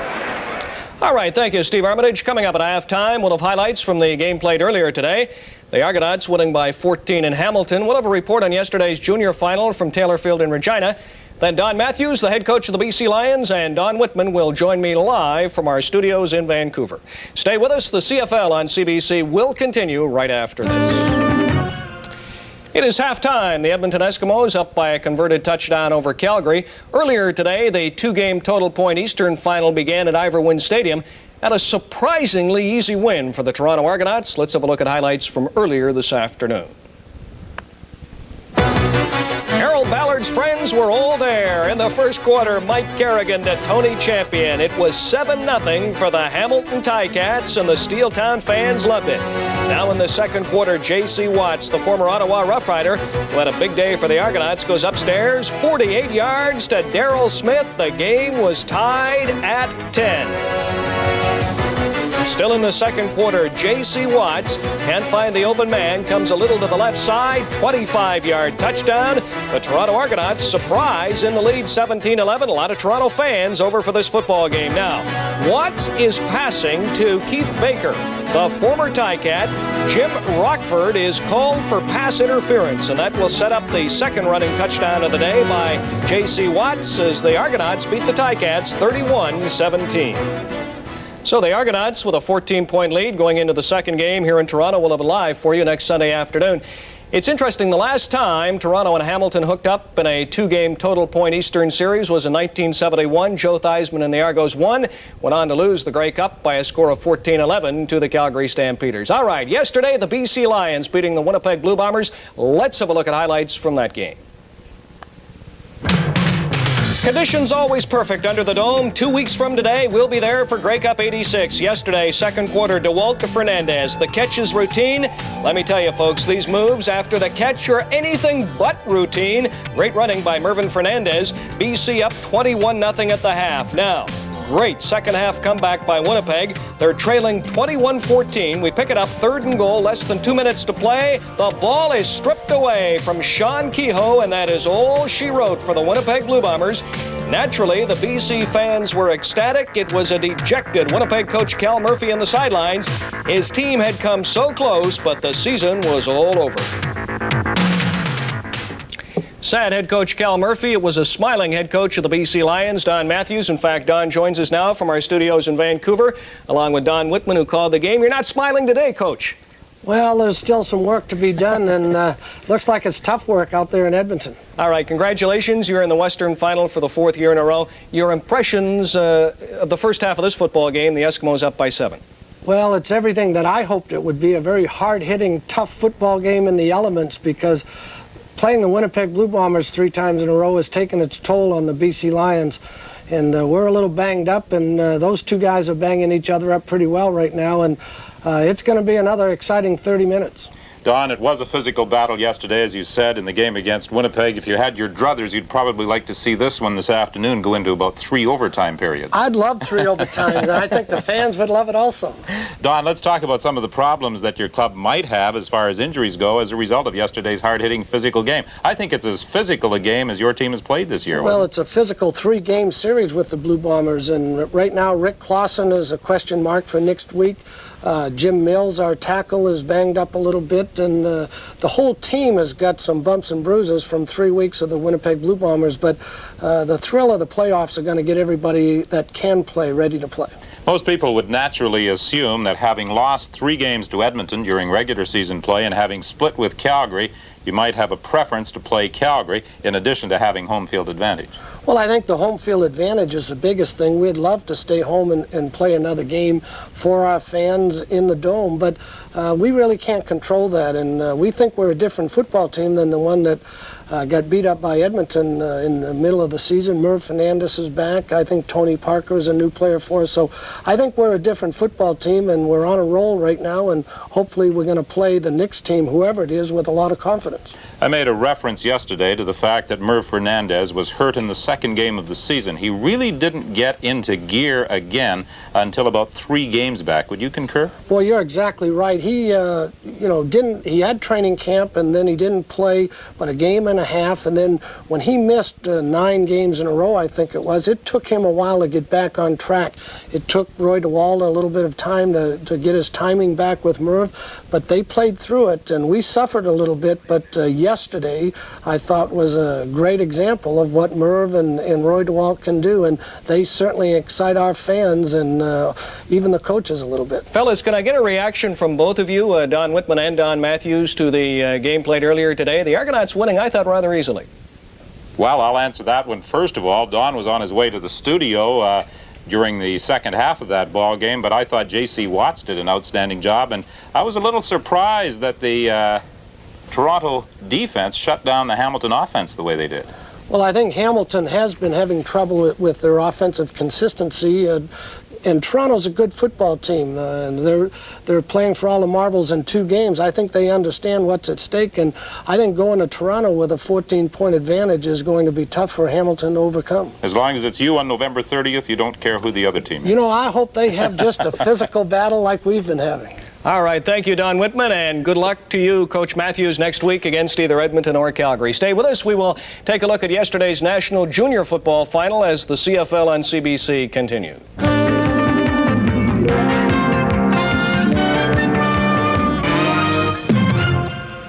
Halftime, Edmonton leading Calgary by 7. We congratulate the powerful Regina Rams, who yesterday won the National Junior Final at Taylor Field over the Ottawa Sooners. And with a report on that football game from Regina, here's Glenn Reed. It did not get any warmer for Regina fans after the Ottawa Sooners opened the scoring on their first series. Greg Duncan's 15-yard field goal made it 3-0. But Rick Boudreau and the Sooner offense struggled from there on. Boudreau was picked off by Mark Becker, and that would set up the game's first touchdown. Quarterback Dean Picton, the CJFL's Offensive Player of the Year, throws a 5-yard touchdown toss to Rob Bresciani. The Rams in front 7-3, which would only be the beginning. Picton and the Rams toyed with the Sooner defense. Third quarter from the 2, Picton puts it up for Doug Dorsch, who holds on. Regina at this point led 33-6. Following the Sooners' only touchdown, perhaps a few felt maybe it wasn't over yet. But the comeback hopes were quickly destroyed when Picton and Bresciani, former Calgary Stampeder, hook up for a 109-yard touchdown. The Rams would go on to their 9th Canadian championship. So the Armandale Cup stays in Saskatchewan. The Regina Rams coming away with a 53-12 victory over the Ottawa Sooners. This is Glenn Reed, CBC Sports in Regina. Now back to Brian Williams at CFL Control. All right, thank you, Glenn. And again, our congratulations to the Regina Rams, Canadian Junior Champions. Couple of good university football games in case you missed them yesterday. The Western Ontario Mustangs ranked number 2, winning by a converted touchdown over the Acadia Axemen in the Atlantic Bowl. The surprise of the day, the UBC Thunderbirds, they are number 1, winning by only 2 points over the Bishops Gators. Turnovers killed Bishops. Bishops missing a 2-point convert in the final minute of play. So the Vanier Cup, which will be played here in Toronto next Saturday, as it should be, numbers 1 and 2, the UBC Thunderbirds and the Western Ontario Mustangs. Halftime, and the Calgary Stampeders down by 7. They are without their quarterback, Rick Johnson, though. And right now, let's return you to a very cold Commonwealth Stadium in Edmonton. Once again, here's Steve Armitage. Steve? Thank you, Brian. And you alluded to Rick Johnson's injury. That could be the big story for the Stampeders in the second half. Let's check the story of the CompuStats in that first half of play. Clearly, Edmonton had the edge in all categories. Net offense, 218 yards to 59 for Calgary. Although Calgary had the edge in turnovers, but unfortunately for the Calgary Stampeders and their fans, they were unable to convert those turnovers into key points. But as I mentioned, the fact that Rick Johnson is out of the ball game, replaced by Jeff Tedford, could be the big story for the Stampeders in the second half. We'll be back with second half action right after this. back onto the field here at Commonwealth Stadium. The Edmonton Eskimos in front of the Calgary Stampeders 17-10, and it is getting colder, folks. Well, I didn't think it was possible to get any colder than it has been, but it is getting colder, Steve. Chuck, what have you got for highlights for us? Well, I think the Edmonton Eskimos have moved the ball up and down the field, and right now the highlight that I have for them is the one with Rick House catching the pass. Rick, as Matt Dunnigan drops back, his offensive line has given him a lot of protection, and he had time to read and throw the ball upfield to Rick House, who caught the ball and was able to run enough yards to pick up 49 yards on that reception. That was one of the bigger plays as far as an offensive play and moving the ball up the field in the first half. Defensive play on both teams has been good, and that led to the touchdown, the 1-yard run by Matt Dunnigan as he follows his line into the, goes to his left side into the end zone for the touchdown. A very effective play for the Edmonton Eskimos, resulting in 6 points. And for Calgary, they've been able to come back with Jeff Tefford at quarterback and throw this pass to Emmanuel Talbert for the touchdown to make the score 14-10 and got them right back in the game with points. So right now, Tefford's back into the game, or has been in the game, and doing a good job at quarterback. You're Bob Vespasiani. What do you say to the Calgary Stampeders at halftime? Well, you just let them know, hey guys, you're in the game. We don't have our starting quarterback in the game. We don't have our #1 running back, and we're still in there. Play hard, do the best job you can, push the ball up the field, and let our defense play good for us. And there's the man who replaced Rick Johnson, did a fairly good job coming in off the bench. Jeff Tedford with the warm-up jacket on. It is colder here at Commonwealth Stadium. Of course, Derek Donaldson, our veteran production assistant in the booth, keeps telling me that it is not cold by Winnipeg standards, but I keep telling him it's very cold by Vancouver standards.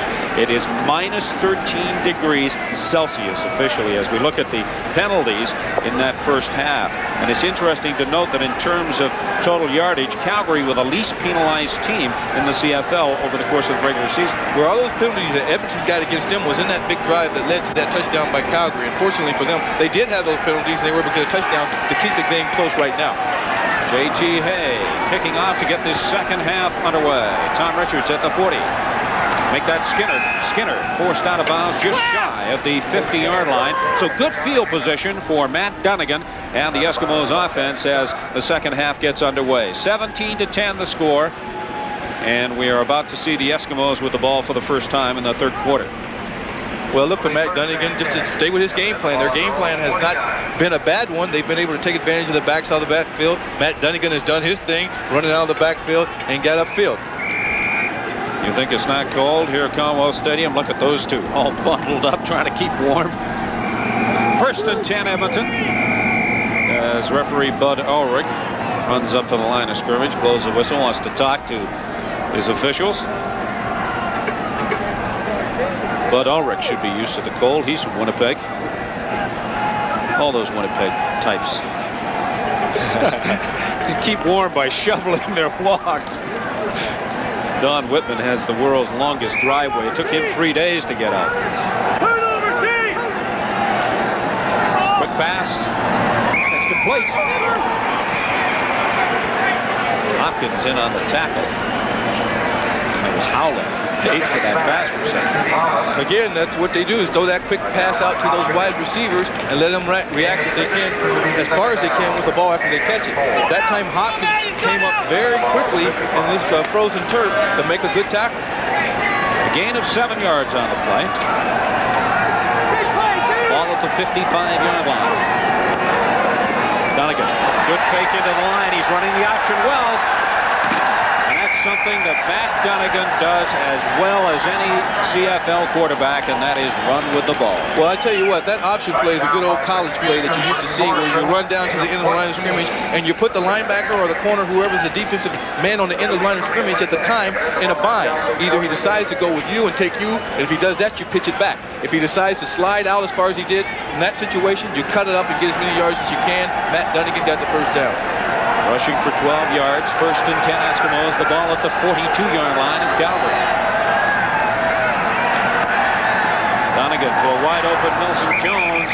Jones' forward progress was stopped just shy of the 40-yard line. Well, good reaction now by the defensive back, Richie Hall. Now, the one thing you're going to have to watch now, Matt Dunnigan will pump to one of his receivers short and get those defensive backs reacting back up and then throw it long, because now they are reacting a little quicker, coming up and trying to stop the short passes.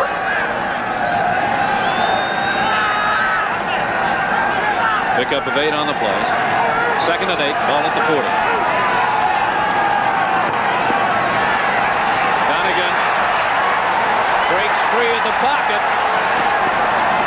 Oh, he is so good at that. And he is so dangerous when he elects to run. Well, it's difficult for the defensive linebackers and the people now to come up and get Matt Donegan, because he does have the ability to run just like a running back. Once he breaks free, he's just like any running back that you would have in the CFL. He has the ability to stop or run through a guy and has the strength to get through. He has a good athletic ability, and once he puts a few fakes on Bernie Morrison, he misses him, and he's able to pick up some more yards and gets the first down. 11 more yards rushing for Matt Donegan. There you see, he has a total of 76. 1st and 10, Edmonton, the ball at the 29. Draw play to Skinner. Skinner turning the corner. Skinner down inside the 15-yard line. Good action. Matt Donegan comes out. He runs what we look like he's running a sprint action, like he's rolling out to his right, and gives the ball back to Chris Skinner when he goes around to the left. That brings the action of the defensive secondary and linebackers to the right when Skinner is running back to his left. So good play, good call. And excellent ball control on the part of Chris Skinner and the Edmonton Eskimos on this drive. 1st and 10, the ball at the 13. Donegan wants to put it up. He's getting some pressure. And he was looking for Kelly. Kelly got one hand on it, but it was about a yard and a half too far in front of him. Well, Brian Kelly is a guy that he likes to go to in big situations because he can come up with a big play, and Donegan just buys more time for himself as a quarterback, and he has that ability to run. It really creates the problems for the defense, because now what do? If you're blitzing, you put yourself in man coverage, and if he breaks through that blitz and gets into that secondary before you get to react on him, he could take it all the way. Donegan has attempted 20 passes now, completed 14, just over 100 yards. And 181 yards passing for the Eskimos. 2nd and 10 now. Donegan complete to Rick House, and House is brought down at the 6-yard line. Well, he didn't pick up enough yards for the first down, and I think they're in a situation where they're going to make a decision of whether they're going to try to go for it or go for the field goal. As you see, Matt Donegan just drops back. He takes about a 4-step drop and gets rid of the ball quick. And the Eskimos are sending in their short yardage offense. This is really a tough call when you're trying to run for this many yards down there, because, as I mentioned before, the offensive linemen on their blocks cannot get the type of footing on the frozen turf to drive off and make those solid blocks, and that allows the defensive line and the linebackers to penetrate. So it's going to be an interesting play here. The ball's on the 6. They have to get to the 3. And I'm not sure that they got to the 3-yard line. We'll have to wait and see where they mark it. It's going to depend on the spot here by the officials.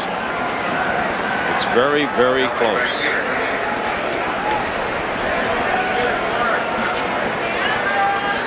Neil Lumsden, the former Edmonton Eskimo, now retired, says no, they did not make it. We're going to have to see how good Neil's eyes are, whether it's time for glasses. Well, he didn't need the good eyes. I mean, all he did was take the ball from the quarterback and put his head down and run. And the indication is first down by the nose of the football. Glasses, Neil. Glasses. So it's now 1st and goal for the Eskimos. Great effort here. Just a super effort on the part of Johnstone. He knew exactly how far the Eskimos had to go, and he got it by the nose of the football. So 1st and goal from the 3. This time Donegan goes over the top. Touchdown!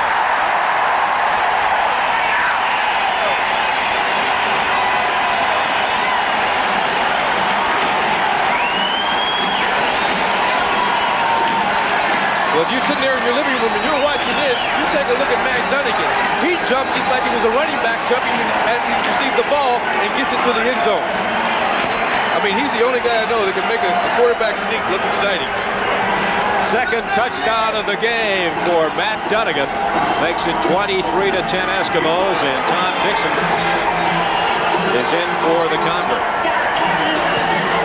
And as usual, it is good. So it's 24-10. The Eskimos leading Calgary with 10 minutes and 21 seconds remaining to play in the third quarter here at Commonwealth Stadium. Matt Dunnigan doing a little bit of celebrating on the Edmonton Eskimos bench, and well, he should. The Eskimos now on top of Calgary 24-10. As he takes a long-distance phone call. You think that's from his mother? I don't know. I doubt it. Dixon with a good kick. Taking it to 15. This is caught. And he gets up to the 40-yard line where he's met and brought down by Balkovec. Again, a lot of responsibility. He now comes on that Calgary offense as Jeff Tepper is still in the game, so we have to assume that Rick Johnson is really hurt and may have a problem with that. So we'll have to see how he's going to handle the rest of the game. Again, we take a look at Matt Dunnigan. He knows that where his offensive linemen are going to be. He just follows the one that he thinks is going to make the big block for him, and he leaps to get into that end zone. First and 10 Calgary from the 40. A draw play to Petrus. And Petrus picks up 3, maybe 4 yards on the play. Mandrich in there to make the stop for the Eskimos. Well, you know, Steve, we talked about earlier that the fact that the field is an advantage for the offense as they know where they're going. But as you get late in the game and you're behind, the defensive line now begins to take the advantage because they know that pretty much you're going to have to rely on that passing game. So they're just going to pin their ears back and come after you. Passing situation for Calgary. The ball's at the 44. Tedford intending that for Ray Alexander, and he missed by a couple of yards, even with his 6'3" height. Alexander unable to pick that one off, even though he left his feet. Well, they would like to get the ball to Ray Alexander as much as possible, and Edmonton knows that, so they're going to put a lot of special coverage around him. They can't do any more than when they blitz and put man-to-man coverage. But if they can keep the heat on Tedford and keep him off balance, then they'll feel like they accomplish the little things to keep the ball from going to Alexander deep.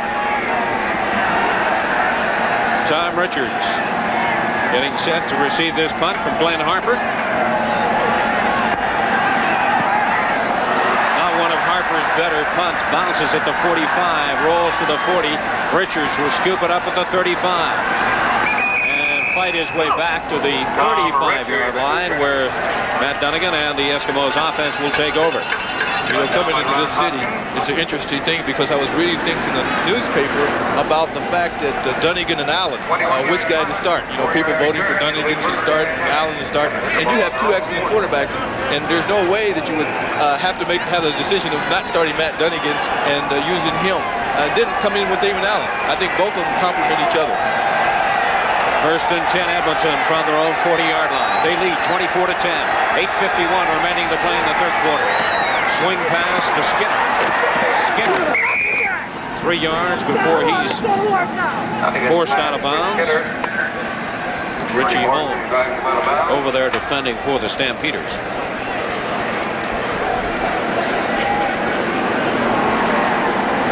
The word we get on Henry Williams of the Eskimos is that he has suffered rib and ankle injuries and will not be back into this game. We're still trying to get word on whether Rick Johnson will return to the game for the Calgary Stampeders. He was taken out with a shoulder injury. We'll stay abreast of those 2 injury situations for you. Second and 6 Eskimos. Halfback blitz. Calgary's coming. And the pressure was too much for Matt Dunnigan, looking for Howlett, but the ball's incomplete. Well, Hoy came on the blitz from the halfback position just to put a little more pressure on Matt Dunnigan. They want to do that, and they've got to put a little more heat on him. But the mistake you can make, though, is if you blitz in there after him and miss him, when he gets through that line of scrimmage, if he gets through there, then there's nobody to tackle him before he gets to the defensive backs who are 20 yards upfield. And once he gets one-on-one, he can beat defensive backs as well. Tom Dixon enjoying a good game kicking for the Eskimos. He is 1 yard better than his season average in the punting department, and he's perfect, 3 for 3 in field goals. You can't ask more from your kicker than that.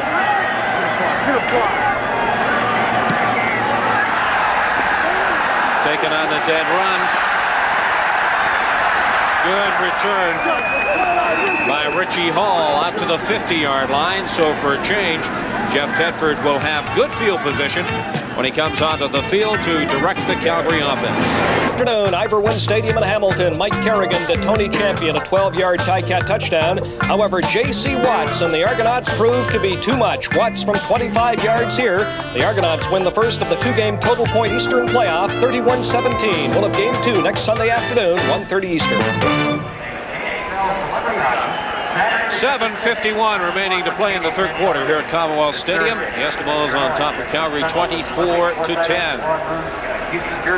Just a reminder that should the Eskimos defeat Calgary, the Western Final will take place here at Commonwealth Stadium next weekend. The BC Lions will be the visitors, and I'm sure that Don Matthews would prefer to play in the comfort of BC Place Stadium, but in order for that to happen, the Calgary Stampeders would have to beat the Eskimos. So we know that Don Matthews is rooting for Calgary. 1st and 10, Calgary. Tedford, complete. Schaefer in on the tackle. Brought down by Frank Mulcahy. Tim Petrus on the receiving end of that pass from Tedford. And I think, Chuck, that's basically what they have to do. They have to forget the long stuff, just go with the short stuff. Take what the Edmonton defense will give you and do what Edmonton has been doing, and that is just pack away. So right, Steve, and I think that they realize that they've got to come up with 6 or 7 yards on their first down play to create some problems for that defense on second down. This time the handoff to Petrus. So Petrus gets the first down all by himself with a reception and a 3-yard run. In that case, when they came up with 7 yards on first down, it puts the defense in a little bind as figuring out, well, is they going to pass or are they going to run for it? And that gives you a little better opportunity. They have 2 more downs to go for first down, whether you decide to run it or pass it and take the chance. And once you get over the 55, a lot of things happen and you get into 3-down territory. They spot the ball at the 49-yard line of the Eskimos. 1st and 10, Calgary. Over the middle, it's complete. Greg Schaefer and Cliff Tooney combining to make the stop.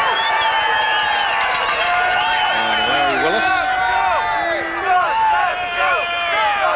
The Calgary Stampeders certainly don't lack fan support. A lot of fans have made their way up from Calgary to Commonwealth Stadium this afternoon. Of course, the Calgary fans have done an outstanding job in supporting their football team all season long. They should be congratulated. 2nd and 2. They fake the pitch, get to Potter inside, and he has the first down. Good play, and that you fake that pitch and get that defensive line, and people think you're going wide and cut back in the inside against the grain. If they're angling one way or the other with that defensive line, you're able to pick up 2 or 3 yards on the cutback. Good for first down. They've got to establish themselves, keep this drive going, come up with some points. If you were late joining us, Rick Johnson, the starting quarterback for the Calgary Stampeders, injured. Out with a shoulder injury in the first half. Jeff Tedford has come in as his replacement. Stampeders now 1st and 10, the ball at the 37. Tedford intending that for Tony Woodruff, but it's incomplete. And he was throwing into traffic that time.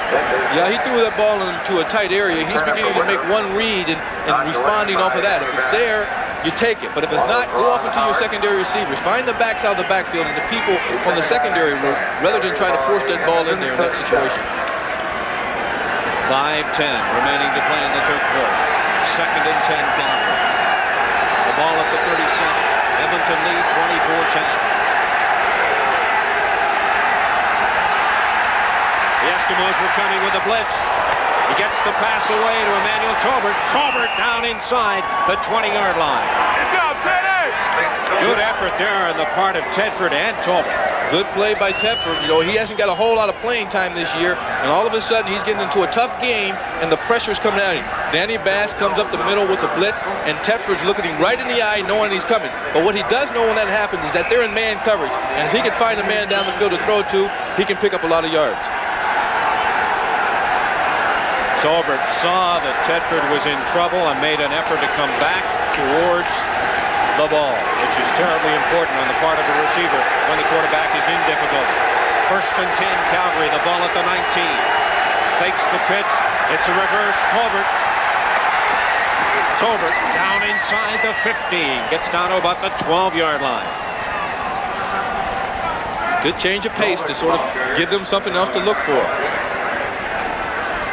Well, Tedford fakes the pitch to one guy and then pitches to the Tolbert coming back the other way. Sort of a reverse, but not exactly, except that you get a counter action. You fake one way and then pitch it back going the other way. Well, we saw Matt Dunnigan run the option play. That's kind of high school, college. That little play there was a little bit of razzle-dazzle. Reminds you of the kind of thing you might see in college football. 1st and 10. Make that 2nd and 3 now for Calgary. Tedford just puts it up, looking for Alexander. He turned, he got a hand on it, but he couldn't pull it in. Just threw it to the wrong side of him. Now, whether Alexander was going down to the field, should be looking to the outside or the inside. It was a mix-up on the pattern as far as turning. Tedford threw it to his inside. When he was looking to the outside, he had to turn around. Mix-up on my part. I had Alexander. He wears 88. That was Larry Willis. He wears 89. Sometimes you get confused with those 88s and 89s. Well, when I played in CFL, they didn't have those 88s and 89s. They were all 70 numbers. So all of a sudden now they've got all these receivers going to 88 numbers. Well, they're going for it. 3rd down. They need 3 yards to keep the drive alive. The ball's at the 12. A draw, quarterback draw. He gets down inside the 10. He has to get to about the 8.5-yard line. The Eskimos are indicating that they will take the ball. Calgary simply running out of downs. 3 minutes and 2 seconds remaining to play in the 3rd quarter here at Commonwealth Stadium. 24-10. The Eskimos on top. Okay, you're going to see Tedford come out of here. He's going to run what we call a quarterback draw. And watch the reaction. Your ideal thing is to drop back here, let these linebackers drop back a little further, then run the draw. But Tedford runs back too short, and the linebackers have time to react back into the play. He only needed 3 yards, and he did not get it. James Zachary coming up the big tackle for the Eskimos. 1st and 10, Edmonton. They get to Skinner. Skinner, power running right up the middle. He gets to the 25-yard line. Well, good effort by Skinner. As we pointed out before, those running backs can hurt you in both ways, both catching the ball. In this case, Chris Skinner ran the ball very well, right up the gut.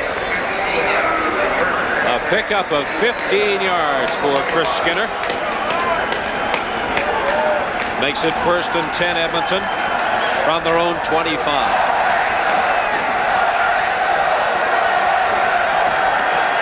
This time they get to Skinner's counterpart, and he pops it loose. That's Nelson Jones with a fumble. Calgary have recovered. A big break for the Calgary Stampeders. Well, a big break for Calgary. They needed the ball, and they need to get some points on the board. It won't do any good here if they just get it and don't come up with any score. They've got to come up with a touchdown now or some points on the board to put a little more pressure on that Edmonton defense. You got to tuck that ball away when you're running, and a lot of times when they make that tackle, that contact, defensive linebackers and people are taught to put that head right in your gut, and that time they went on the helmet and you fumble. Big fumble recovery for Ron Hopkins and the Stampeders, who are now 1st and 10 from the Eskimos 32. Tedford, good time. Sets up, looking for Emmanuel Tolbert. And Cliff Tony has come up with the Edmonton interception, but a flag is down. So 2 quick turnovers. 1 for Calgary, and then right back to the Edmonton Eskimos. Ineligible receiver, Calgary number 19, declined. Well, naturally, the Eskimos would decline the penalty on the turnover. Well, it's unfortunate for Calgary because I think it's a good play and a good call by Tedford as far as come out, throw the ball on first down and pick up something. This time, Tony just makes an outstanding effort of getting back into the play. The ball came up a little short on the throw, and he got back in there and picked it off for the interception. I think you need to put a little bit more zip on the ball. He hung that one up there, and it allowed Tony enough time to get into position to pick it up.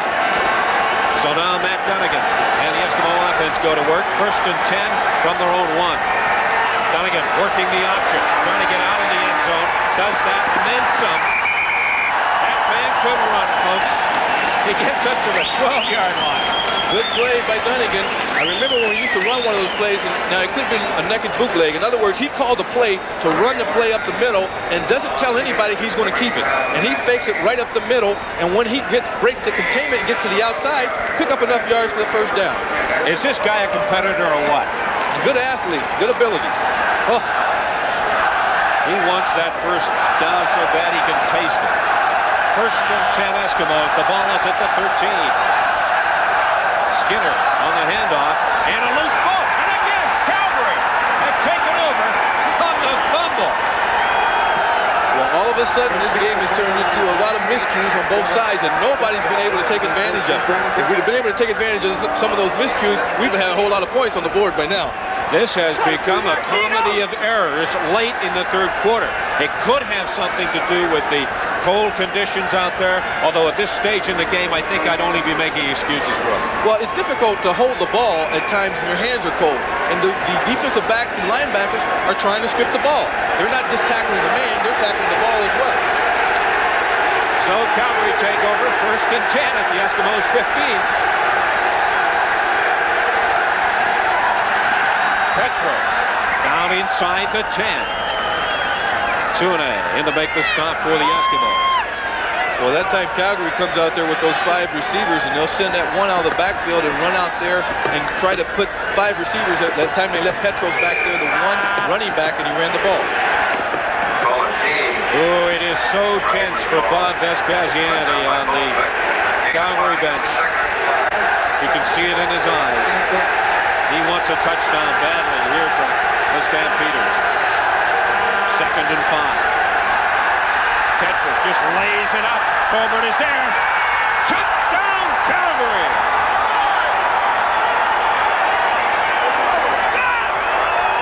Good play.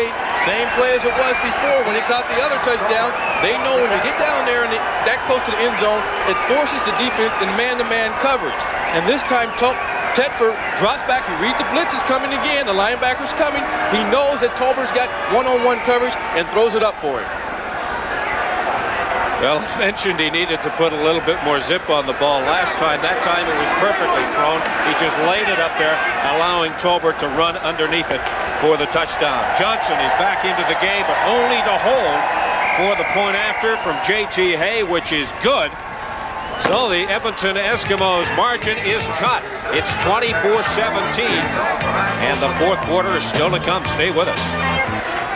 You know, you look at the statistical story through 3 quarters of play, and you might get the impression that the Edmonton Eskimos are running away with this game. 319 yards compared to 129 for the Calgary Stampeders, but it's a lot closer than that. It's getting colder here at Commonwealth Stadium, but the action is heating up. Well, Edmonton has been able to move the ball, but not take advantage of some of that movement. And so now they've got to put some scores on the board. They're giving Calgary some momentum that they shouldn't have if you look at the statistics of the game. J.T. Hay getting set to kick off following the Calgary touchdown. Taken at the 25. This is Skinner looking for running room. Does well to pick a few holes and does well to get to the 48-yard line. And another fumble. And again, Calgary have recovered. Ron Hopkins, the man of the moment there for Calgary. Tough break. We talked about turnovers playing a big factor in the game, and here we go again. Yesterday there were some turnovers that were happening, and to that afternoon's game, there's several turnovers that are playing a key factor in the game. And Chris Skinner is still down on the frozen turf here at Commonwealth Stadium as the Stampeders celebrate on the bench, and, well, they might. They just refuse to quit, and really that has been the story of the Stampeder team all year long. Well, it's full milk to the coaching team. If you take a look at the turnovers here, both of them have 5. But with their number 1 quarterback out, Gary Allen out, they're in here fighting for every inch and everything they can pick up, and they're doing a good job at it. If the Edmonton Eskimos do get through to the final, it will be a beat-up team that takes on Dom Matthews and the BC Lions. Dom was saying he hoped it would be a physical game. I know that he didn't want anybody to get seriously injured. He just wanted the Eskimos to know that they had been in a semifinal before they met the Lions in the final. But right now, Calgary had the ball. 1st and 10. Tedford. Complete to Potter. Potter has the first down. Quick Tony over there to force Potter out of bounds, but not before he got down to the 35-yard line. Well, good call by Tedford. This time he drops back and does a play-action pass where he fakes like there's going to be a run and hits the back coming out of that backfield in the flat. And if those defensive backs are dropping off any kind of way and all, they're going to leave that flat open, and that time they were able to pick up the first down. A pickup of 16 yards for Potter on that last play. Makes it 1st and 10 Calgary, and the ball has been spotted at the 35-yard line of the Eskimos. Tedford unable to get the pass away. Good pressure from the Edmonton Eskimos, Danny Kern.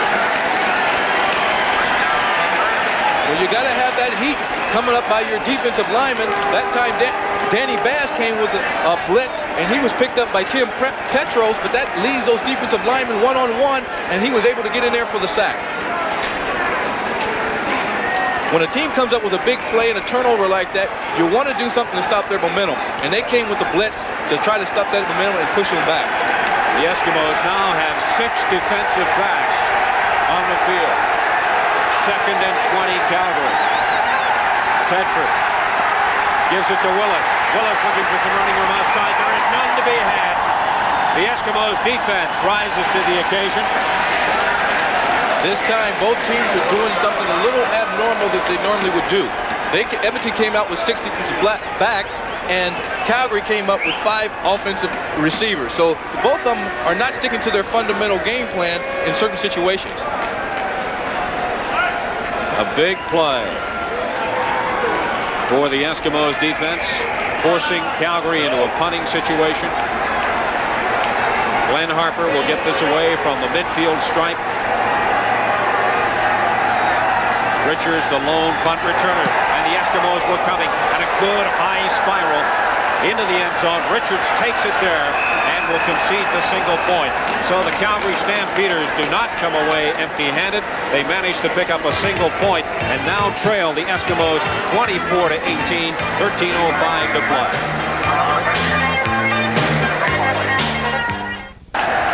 I hope Ron Lancaster is listening to this one. I have figured out why there are so many turnovers in this game. It's a full moon, and you see the gravity of the moon is pulling the ball out of the arms of the receivers. And that man, many more turnovers, he's going to start baying at the moon, I'm sure.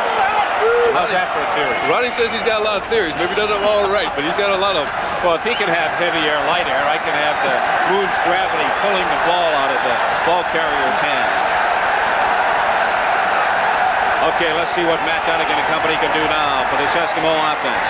Pass over the middle for Johnstone at the 45-yard line. Be very close to a first down. He had to cross the 45. Anthony Woodson in there to make the stop for Calgary. Well, the ideal thing for Edmonton now to do is to establish a controlled game. Take 5 or 10 yards on a pass, pick up first downs, and move the ball closer where they can get some points on the board and use up time on the clock. Gain of 11. 1st and 10 Eskimos from the 46.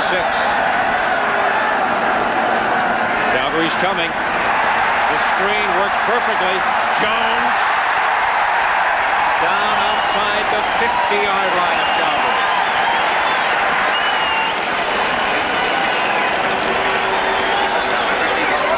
You're going to see the linebackers come in here and come from the blitz, and when they leave that area, Wilson Jones comes right over this area, catches the screen, and is free to run upfield. And that's what you've got to do when you get that screen area and those linebackers leave those areas in the zones where they normally would be to clear. Pick up that first down with the screen. And we have an injured Calgary Stampeder down on the field. as the fans begin to chant here at Commonwealth Stadium, "Go Est, go."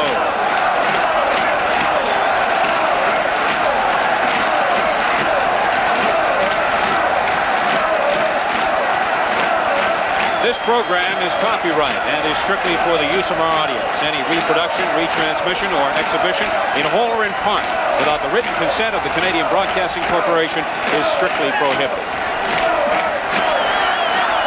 Well, the crowd is really getting involved with the game now. They know that they're close to having the final come back there.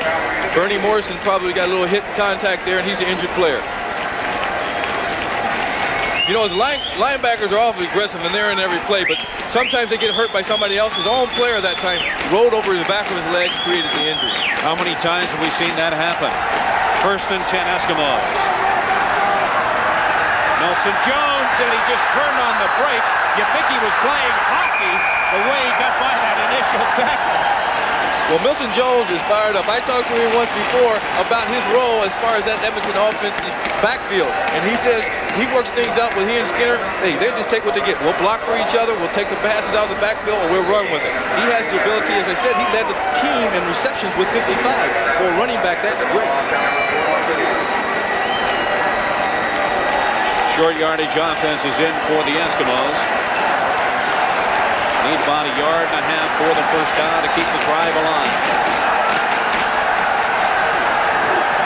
Quarterback sneak, as you might expect from Matt Dunnigan. It has worked all afternoon against Calgary, and there's no reason to think that the Eskimos would use any other play in this situation. Well, he's been very effective running that to his left side over Rod Knopp and Leo Blanchard, and when you have confidence in your offensive line in doing that, you just keep running it when you get those situations. Come up with the first downs, don't waste time with it, and then able to come up with some points. Keep the drive going. 1st and 10 Eskimos. The ball is at the 40-yard line of the Stampeders as the official comes over to adjust the ball. And now referee Bud Ulrich is conferring with the two teams. 10:40 remaining to play in the 4th quarter. 24-18 Eskimos lead. Draw play. Nelson Jones right up the middle. And again, a good display of power running from Nelson Jones. Well, you have two backs like Nelson Jones and Chris Skinner. Chris is not having a great night and making mistakes, so they make the flip-flop a little bit, and you start using Nelson Jones a lot more in the running and the pass receiving. And so that allows Nelson Jones' confidence to build up and doesn't put a lot of pressure on Skinner. And there's a great hole by that offensive line. When you get a hole like that to run through, you're very happy as a running back. Did you see him put the second hand on the ball that time? He wasn't going to lose that one on a fumble. Dunnigan elects to keep it himself. Runs outside and gets the first down.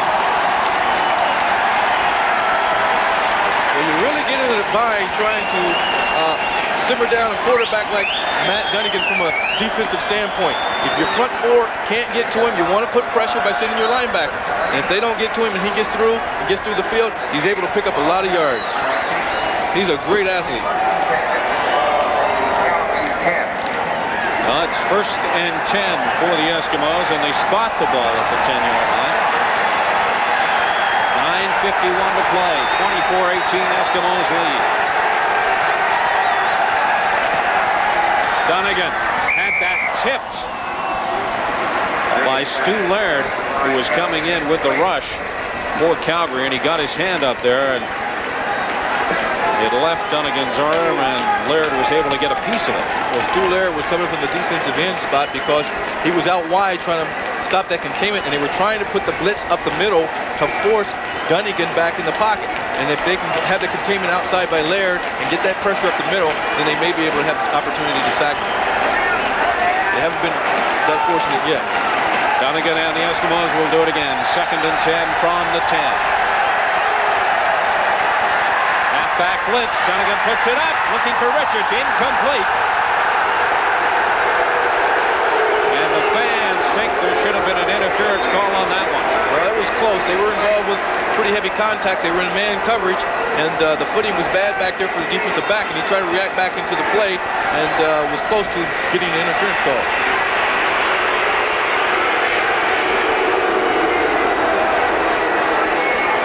So Jackie Parker, not willing to gamble, has sent in Tom Dixon to get some points on the board for the Eskimos. And up their lead by 3. Dixon has been kicking well, and certainly from this range, it should be automatic. Dixon puts it through. So the Edmonton Eskimos now go on top of the Calgary Stampeders 27-18 with 8:59 remaining to play in the fourth quarter here at Commonwealth Stadium. Just a reminder of our next game on CBC television. It will be the second game of the 2-game Total Point Eastern final between the Argos and the Ticats. Of course, the Argos were relatively easy winners in the opening game this afternoon. Chuck Ely and I will be there. Ronnie Lancaster will be there. Don Whitman will be there. We're all going to be there. Yeah, it should be an exciting game. 2-game total points. You know, Hamilton is still in there as far as being able to come back, and that's what they're going to have to do. Hamilton traditionally have always played well at Exhibition Stadium in Toronto. Let's hope they get a big crowd out for that one. The Argos get the support they deserve. Tom Dixon kicking off following his successful field goal.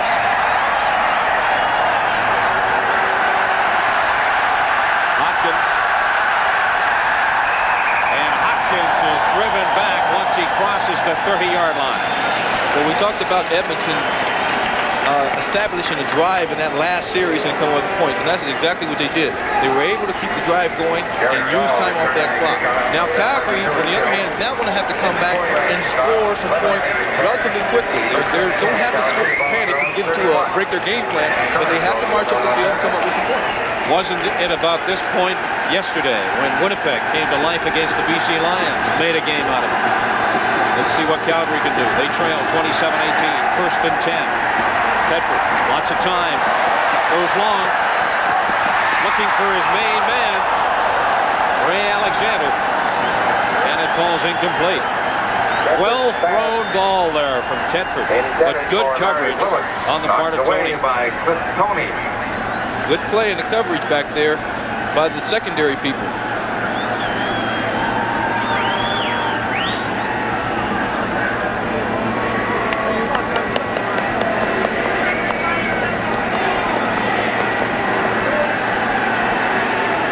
So after that long pass attempt, Calgary will get to do it again.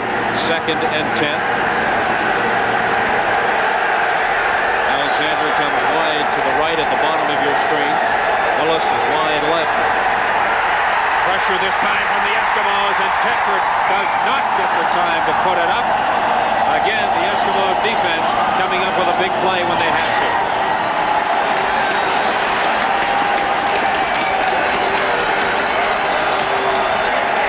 A lot of times we talk about them playing zone, and this is a sack to the defensive secondary. Here you got guys dropping back deep here, and deep on the other side, while these guys play the short zone, 3-deep zone. As you watch it, as they drop back, they're just covering their area, and the 4 front people are putting the pressure on Tedford. Back to the live action, a punting situation for Glenn Harper and the Stampeders. Good booming punt from Harper, his longest of the game. Taken at the 30. This is Richards.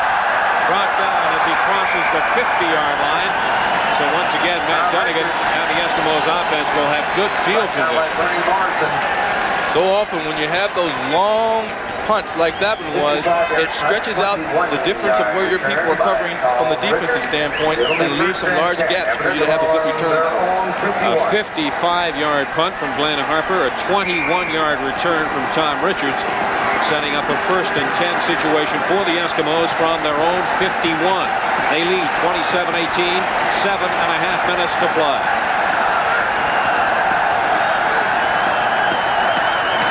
Dunnigan fires a strike over the middle, complete to Rick House. House just shy at the 45-yard line. That time, Matt Dunnigan just took a quick drop and threw what we call a slant pattern right into the middle. And what that does is 2 things. You get rid of the ball quick, but you allow your offensive linemen to get into a different blocking scheme where they can cut those defensive linemen to slow down that type of rush that those defensive linemen like to put on quarterbacks. One quick correction on the time of that game next Sunday, the Eastern final, 1:30 Eastern time, not 1 o'clock, 1:30. A draw play to Milson Jones. Jones does well to get down to the 40. You notice how quietly that the Edmonton Eskimos, not demeaning-wise, have taken Chris Skinner's running portion of the game. If he's not having a good game, he's having a problem holding that ball, go to your other back. And they're relying more on Milson Jones to run some of those sprint draws that Chris Skinner was used to running more so. They spot the ball at the 41, so it's a pickup of 5 yards.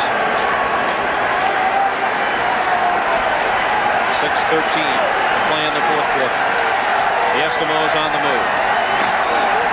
Jones again. This time, after picking up the initial yard, he is met by about 5 white and red sweaters. Led by Harold Hallman, the Stampeders nominee for Rookie of the Year. In fact, the Western nominee for Shanley Rookie of the Year. There you see it, the CompuStats. A look at the difference. 402 net yards for the Eskimos as compared to 127 for the Calgary Stampeders. A huge difference.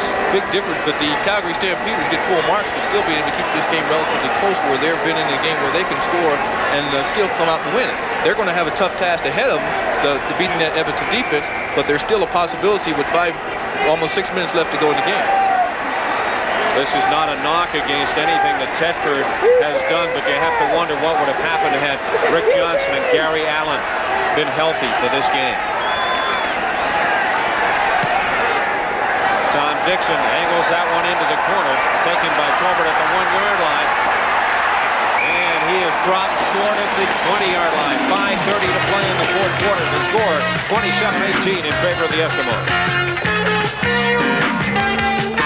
Game stars will each receive a Royal Canadian Mint 1-ounce gold coin presented by Remington Products, makers of the 3M surgical clippers for hospitals and the microscreen rechargeable for you at home. Advanced shaving technology only from Remington. And that man would certainly have to be considered for one of the Carly O'Keefe game stars. Matt Dunnigan has done an outstanding job at quarterback in the Eskimos this afternoon. First and 10 Calgary, Tedford on the roll. And that is complete to Alexander, but it was almost picked on. Tedford's pass is complete to Alexander.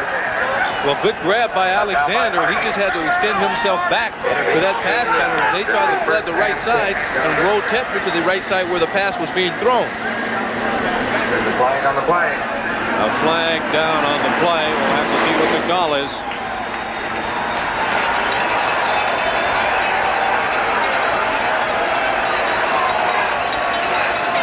Referee Bud Ulrich conferring with the other officials. And they want to move a little further back from the players. Not trying to ignore them. Well, better than discuss the decision that they make rather than make a rash one and be wrong.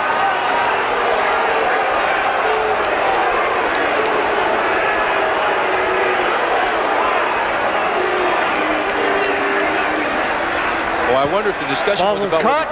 First down. Well, there goes my wonder. That was the discussion. He was just asking the other officials whether the ball was caught or not. It was indeed caught. It was a gain of 18 yards, so it's first and 10 Calgary from their own 36-yard line.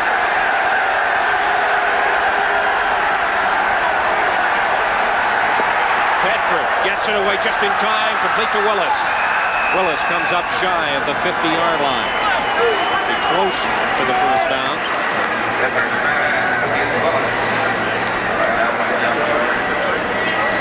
Gain of 13 yards. A pickup of 13 yards for Larry Willis.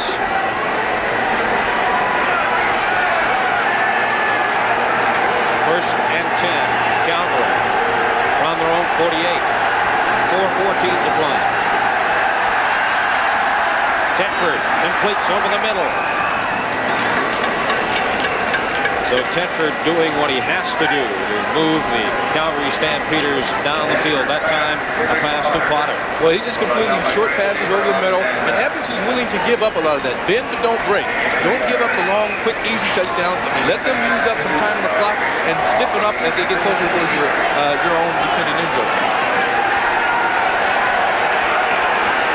The ball now in Edmonton territory at the 53-yard line. Connor, the ball carrier. And I'm not sure that he had the first down. Stuart Hill was there to meet him. Well, Jeff Tedford is going to have to try now to get his people into a hurry-up type of concept. Not necessarily a hurry-up offense, but move back into the huddle, call the play quick, get up to the line of scrimmage, and go. Don't waste any time. Well, the officials aren't wasting time either. I thought they might call for the chains on that one, but they don't. But there is a timeout on the field, so we'll take a timeout. 3:09 to play, 27-18 the score.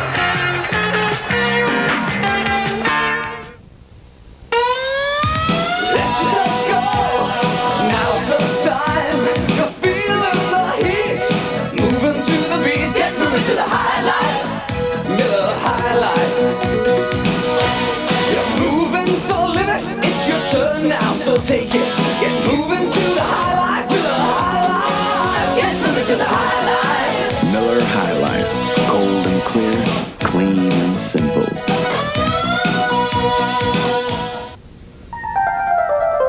Zenith's clean, cube-shaped styling gives you so much screen from side to side and corner to corner, it makes watching television a whole new ballgame. Zenith. Quality. There you see the time remaining to play in this second half of the CFL's Western Division semifinal. The Edmonton Eskimos on top of the Calgary Stampeders 27-18. Again, should the Eskimos win, the final will be here next Sunday against the BC Lions. And the fans are really whooping it up here at Commonwealth Stadium, and that's perhaps one of the better ways to stay warm. That's a good idea. You got to keep moving.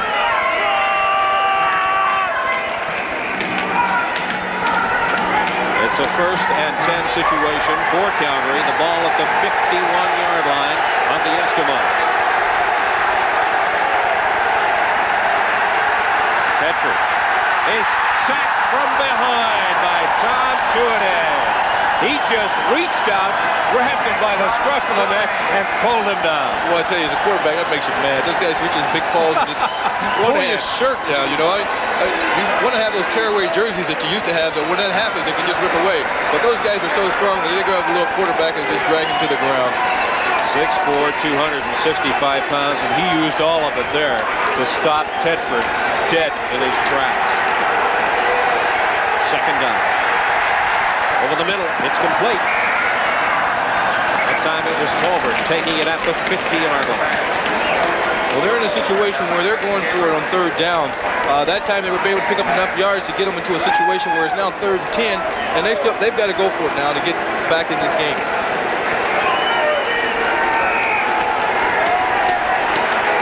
It's about a yard short of 10, but it's still a lot of yardage to come on the 3rd down. Flag goes down. The pass is deflected in the backfield. It could be a legal procedure on Calgary, but I'd be guessing. We'll wait and get the call from referee Bud Oller. Well, Steve, I think you're right. The right tackle was moving. Offside, Edmonton number 36. Whoa. Well, they call it the other way. Offside against the Eskimos. That's why I don't referee, you see, Chuck. Oh, well, we tried. I was trying to make you right, Steve, too. Yeah, you were. Because you look right. You look right from up here. Well, that moves the ball against the Eskimos, but it's still 3rd down for Calgary. However, this time they only need 4 yards for the 1st down.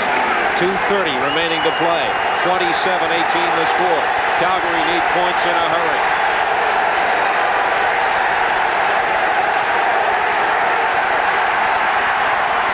Again, the ball is tipped, and for a few brief moments it was free in the air, but the officials rule it falls incomplete. Well, the defense comes up with a big play there, turns the ball back over the offense, and now Matt Winnigan goes back to work and trying to control that offense and use up the time on the clock. And all he has to kill for that man is 2 minutes and 24 seconds, and Jackie Parker and the Eskimos will get to host the CFL's Western Final next Sunday here at Commonwealth Stadium against Don Matthews and the BC Lions.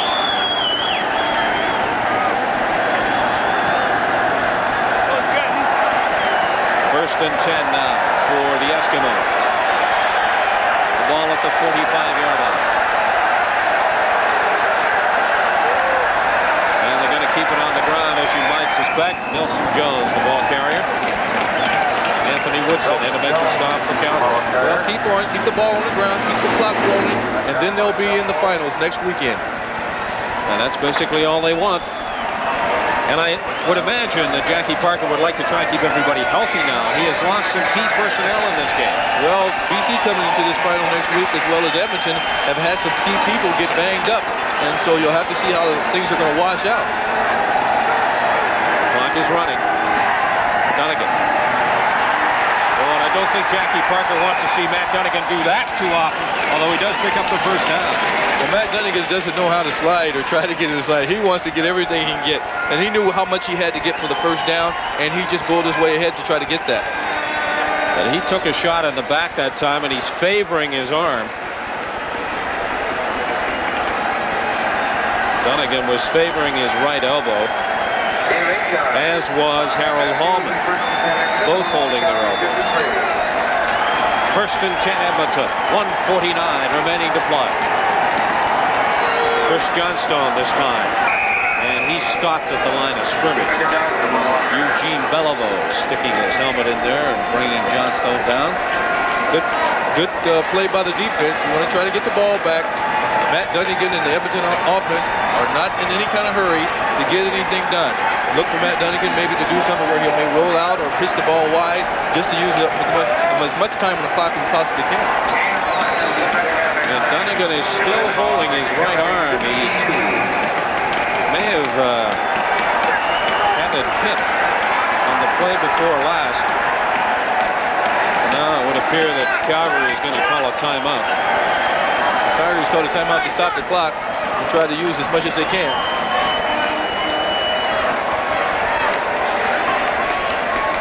Today's telecast, the executive producer was John Spaulding. Produced by Larry Brown. Rick Brace was our director. And isolation director Brant Hayward. It takes a lot of people to put together a CFL telecast on CBC, and these are just some of the people that made it possible under very, very cold conditions. So congratulations to all our technicians and production people who worked so long and hard to make the pictures as good as they were this afternoon from Commonwealth Stadium. And to all the people back at CFL Control.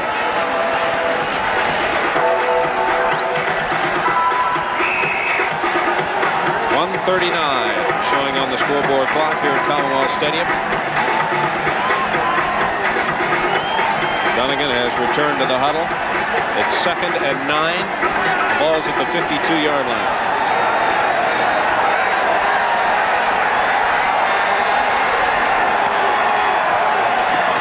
Nelson Jones still on his feet.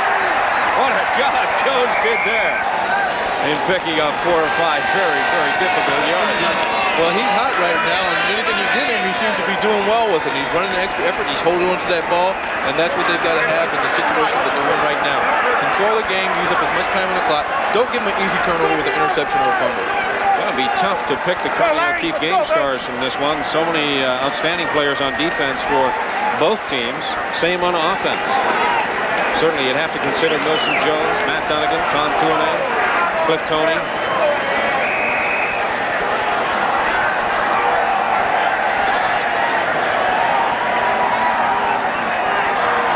Dixon getting set to punt.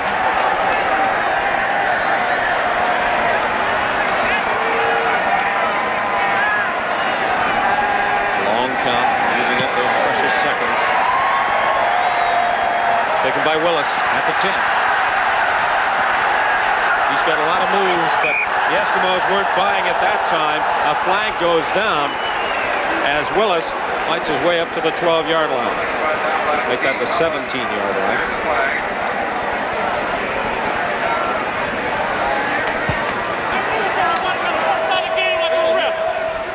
Major foul on the face mask, 89, Edmonton. Steve Howlett guilty of pulling the face mask of Willis. So that gives the Calgary Stampeders a little better field position. They trail 27-18, 1:03 to play as we look at that again. Well, that's a no-no. You just don't stick your hand in there. Sometimes it's an accident that you get your hand caught up around the guy's helmet. You just get caught on that face mask and pull it down. Other times, some guys try to do anything they can to stop you, and they grab the face mask. Either way it goes, it's a penalty, and it's wrong. You expect me to believe that? An accident? Yeah. First and 10, Calgary on their own 32. Tedford over the middle, in and out of the arms of Tolbert. Just couldn't hang on. But that may have been because he had two Edmonton Eskimos, including Danny Bass, draped all over. Well, Edmonton's now content to drop back probably what we call a 4-deep zone and playing 4 people way back and trying to let them hit up in front. If they catch the ball in front of them, react back up on them and let the clock take care of the business of ending the game. And the clock is doing a job for the Edmonton Eskimos, showing now only 58 seconds separating them from a berth in the Western Final here next Sunday at Commonwealth Stadium against Don Matthews and the BC Lions. The Edmonton Eskimos dominated the BC Lions over the course of the regular season, but you can't count out the BC Lions based on the job they have done over the last 4 or 5 games. Tedford, passing complete over the middle. Ryan Potter tripped up at the 41-yard line. The rodeo has been in town here in Edmonton. That time it looked like they were pretending that Ryan Potter was a steer. Well, they're just reacting to the ball now. It's just, like I said before, let them catch the ball in front. There's not a whole lot Tedford could do because if you go deep, you got the ball traveling a long way, and those defensive secondary people are just back there 20 yards before the ball snap, waiting for the pass to come. Tedford under some pressure. It's picked off. Danny Bass. And Bass tripped up at the 25-yard line. But did you see the way Danny Bass changed arms on the ball, just like a running back? Well, you would think he had some kind of experience as a running back. I think Neil Lumsden taught him how to do that. Danny Bass went from his right side to his left side with the ball. Let's see if we can pick it up. Well, Tedford's in a bind now because they know that they're going to come after him. They know he's not going to do anything to pass, so they're standing back there in their zone areas reading. And Danny Bass read his eyes and reacted to the ball and picked it up. And he switched arms, using the arm for the forearm shiver or the stiff arm, and tried to hit the defensive player who's trying to make the tackle now. Bass will go back to the Edmonton bench and say, hey, that's the way you do it, offensive guys. And now Matt Dunnigan will just simply try and kill off the remaining seconds here at Commonwealth Stadium. 38 showing on the scoreboard clock now. And many of the fans are heading for the exits. And is that an omen of things to come? The fans think that the Eskimos have a shot at the Grey Cup this year. Well, they've got a good big task in front of them next week at BC Lions. Even though they've dominated them earlier in the season, BC Lions have come on with a strong effort these last several games that they've had against the Winnipeg Blue Bombers. 3 straight victories over the Blue Bombers, including yesterday's big win at BC Place Stadium in Vancouver. Of course, all of that setting up Grey Cup 86 to be held in Vancouver. The game itself on November the 29th. We will be there, of course. CBC Television, the place to be for Grey Cup coverage. All week long in Vancouver, there is something to do in connection with the Grey Cup. Festival 86, the organizers are doing just a super job in putting that together. Now the final seconds are running out here for the Calgary Stampeders, and the Eskimos have defeated Calgary 27-18 and advance to the Western Final here at Commonwealth Stadium when they host the BC Lions.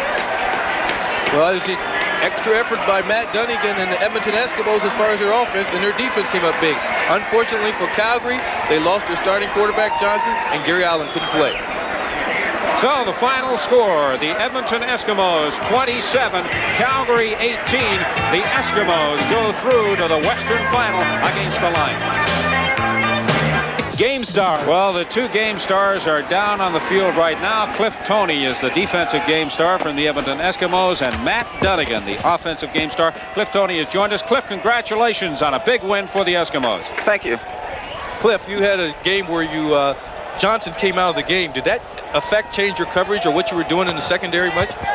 No, we were trying to cover him tight so that we can give our defensive line time to get there and sack the quarterback. Was your plan to put a lot of blitzing on the quarterback, whoever it was, and to play man coverage? Yes, our plan was to put a lot of blitzing on the quarterback and make him get rid of the ball and play tight to play close coverage on the receivers so he can get the ball to him. Cliff, what were the playing conditions like out there for the defense? Well, it was slippery in spots where there's a little snow still on the ground there. And, it's the type of footing that the guys were wearing was really helping. Cliff, give me a quick thought on the Western Final against the BC Lions. It's going to be a tough ball game. I guess that was a quick thought. All right. Okay. The offensive game star, also from the Edmonton Eskimos, Matt Dunnigan. Matt, congratulations on another super game, both rushing and passing. Oh, well, thank you very much, man. It was a physical ball game, and we knew it was going to be that way. What did you plan on doing? Did you plan on doing as much running as you did during the game? I don't even know how much running I did. We just do whatever it takes to get the job done. Unfortunately, it fell our way tonight. Matt, you had over 100 yards rushing. Is that the kind of game that you planned for? No, not really. The only kind of game I planned for was come out here, try to execute as well as we could offensively, move the football, make first down after first down, because Calgary's got an explosive offense, and the more we could control the football, the better off we'd be. Matt Dunnigan, thank you very much, and congratulations to you for being the offensive game star. Cliff Toney, the defensive game star for the Edmonton Eskimos here at Commonwealth Stadium this afternoon. A big victory for the Eskimos, moving them into the Western Final against the BC Lions next Sunday here at Commonwealth Stadium. Right now, let's go back to CFL Control and Brian Williams. Brian? All right, thank you, Steve Armitage, and thank you, Chucky Lee. It is the British Columbia Lions and the Edmonton Eskimos meeting for the Western Championship next Sunday afternoon at the Commonwealth Stadium. The last time BC and Edmonton met in the Western Final was back in 1981, and the Edmonton Eskimos beat the BC Lions by a score of 22-16. All right, one other game played this afternoon. You see the final score, the first of a two-game total point series. It was played at Ivor Wynne Stadium in Hamilton. Let's have a look at some of the highlights. We pick it up in the first quarter. Mike Kerrigan, the starting quarterback for the Ticats. The touchdown pass, 25-yarder to Tony Champion. Hamilton led by a score of 7-0. The Steeltown fans were soon to be silenced by the outstanding play of Toronto quarterback J.C. Watts. Little fake to the play action there, and a 25-yard run for the touchdown by the former Ottawa Rough Rider. Here is the second touchdown run of the day by J.C. Watts, and the Argonauts win it by a score of 31-17, and that means they will take a 14-point lead into game number 2, which will be here in Toronto. That will be next Sunday afternoon, and we will have it live for you on CBC. By the way, the last time they met in a total point series was 1971 when Joe Theismann and the Argonauts beat Hamilton. You see, we will have Hamilton and Toronto. 15-point lead into the second game of their two-game total point East Division final against the Hamilton Tiger Cats. In the opener yesterday, the Argos beat the Ticats 31-17. The Ticats take the early lead as Mike Kerrigan finds Tony Champion wide open in the end zone, a 13-yard touchdown to make it 7-0 Hamilton. But interceptions kill the Ticats as David Marshall picks this one up and runs it back to kill yet another Hamilton drive. And then late in the second quarter, J.C. Watts goes deep to Darrell Smith, who beats former Argo Paul Bennett for the 48-yard touchdown that ties it at 10. The Ticats come back, but again, it's the interception. This time, Daryl Moyer steps in front of it. One of two on the afternoon for Moyer as the Ticats turned it over 5 times. Moyer gets it to the 33, and one play later, J.C. Watts keeps it himself and goes 25 yards for the first of his 2 touchdowns on the afternoon. Watts also the leading rusher in the game with 66 yards. Lance Chomick adds 3 field goals. The Argos go on to win it 31-17. Don't let anyone sell you a piece of a CFL franchise. In that playoff game in Hamilton yesterday, just 23,126 fans were in the stands. 24,064 were on hand in Edmonton as the Eskimos beat Calgary 27-18, and 40,381 were in the seats as the BC Lions downed Winnipeg 21-14. The Lions, of course, have the warmest weather in the country, and of course, they have the domed stadium. Even in the playoffs, the CFL franchises lose money. Tomorrow night, the low is Sunday, November the 30th, right here on CBC. We're predicting now the finalists will be, you're going to find out who this weekend, Edmonton and Toronto. I never thought I'd ever say that, but we think it's going to be Edmonton and Toronto. Here's a look at Toronto Argonauts preparing for the weekend. Remember when the Argonauts limped along without an offense? You don't have to sift through the sands of time or flip through the pages of history very far. 3 weeks will do it, back in the days when quarterbacks ran for their lives, full speed reverse. But now the story takes a different direction. The Argonauts are suddenly more of a threat to the opposition than they are to themselves. It's a welcome relief for Argonaut fans. It's vindication for Argonaut head coach Bob Obilovich. You know, we went through kind of almost a couple seasons in one, because we went through a period of transition with the quarterbacks. Then we had problems with our offensive line right from day one in training camp, and you know, we never did have the whole group of people in there that we wanted in there on a consistent basis, and now we're getting a little bit more continuity in our personnel offensively. The receiving corps has been together in the last couple of weeks, and that's made a big difference with the timing between the quarterbacks and receivers, and we're just getting to where we feel, you know, that we're starting to do things well as a team, and hopefully we can get better and be a better team, or as good as we'd like to be by the end of the season. I guess it didn't work. What I was going to do was Edmonton and Toronto are the two teams that we're predicting will be in the finals. And I think the Grey Cup, is it a surprise anymore? Okay, will be won by Edmonton. I never thought I'd ever say that. Okay, and speaking of Edmonton, the other team that we think will be in the Grey Cup, personnel changes, key personnel changes are being made, and Doug Allen is going to be starting at wide receiver. Let's take a look at Doug Allen in preparation for the big game this weekend.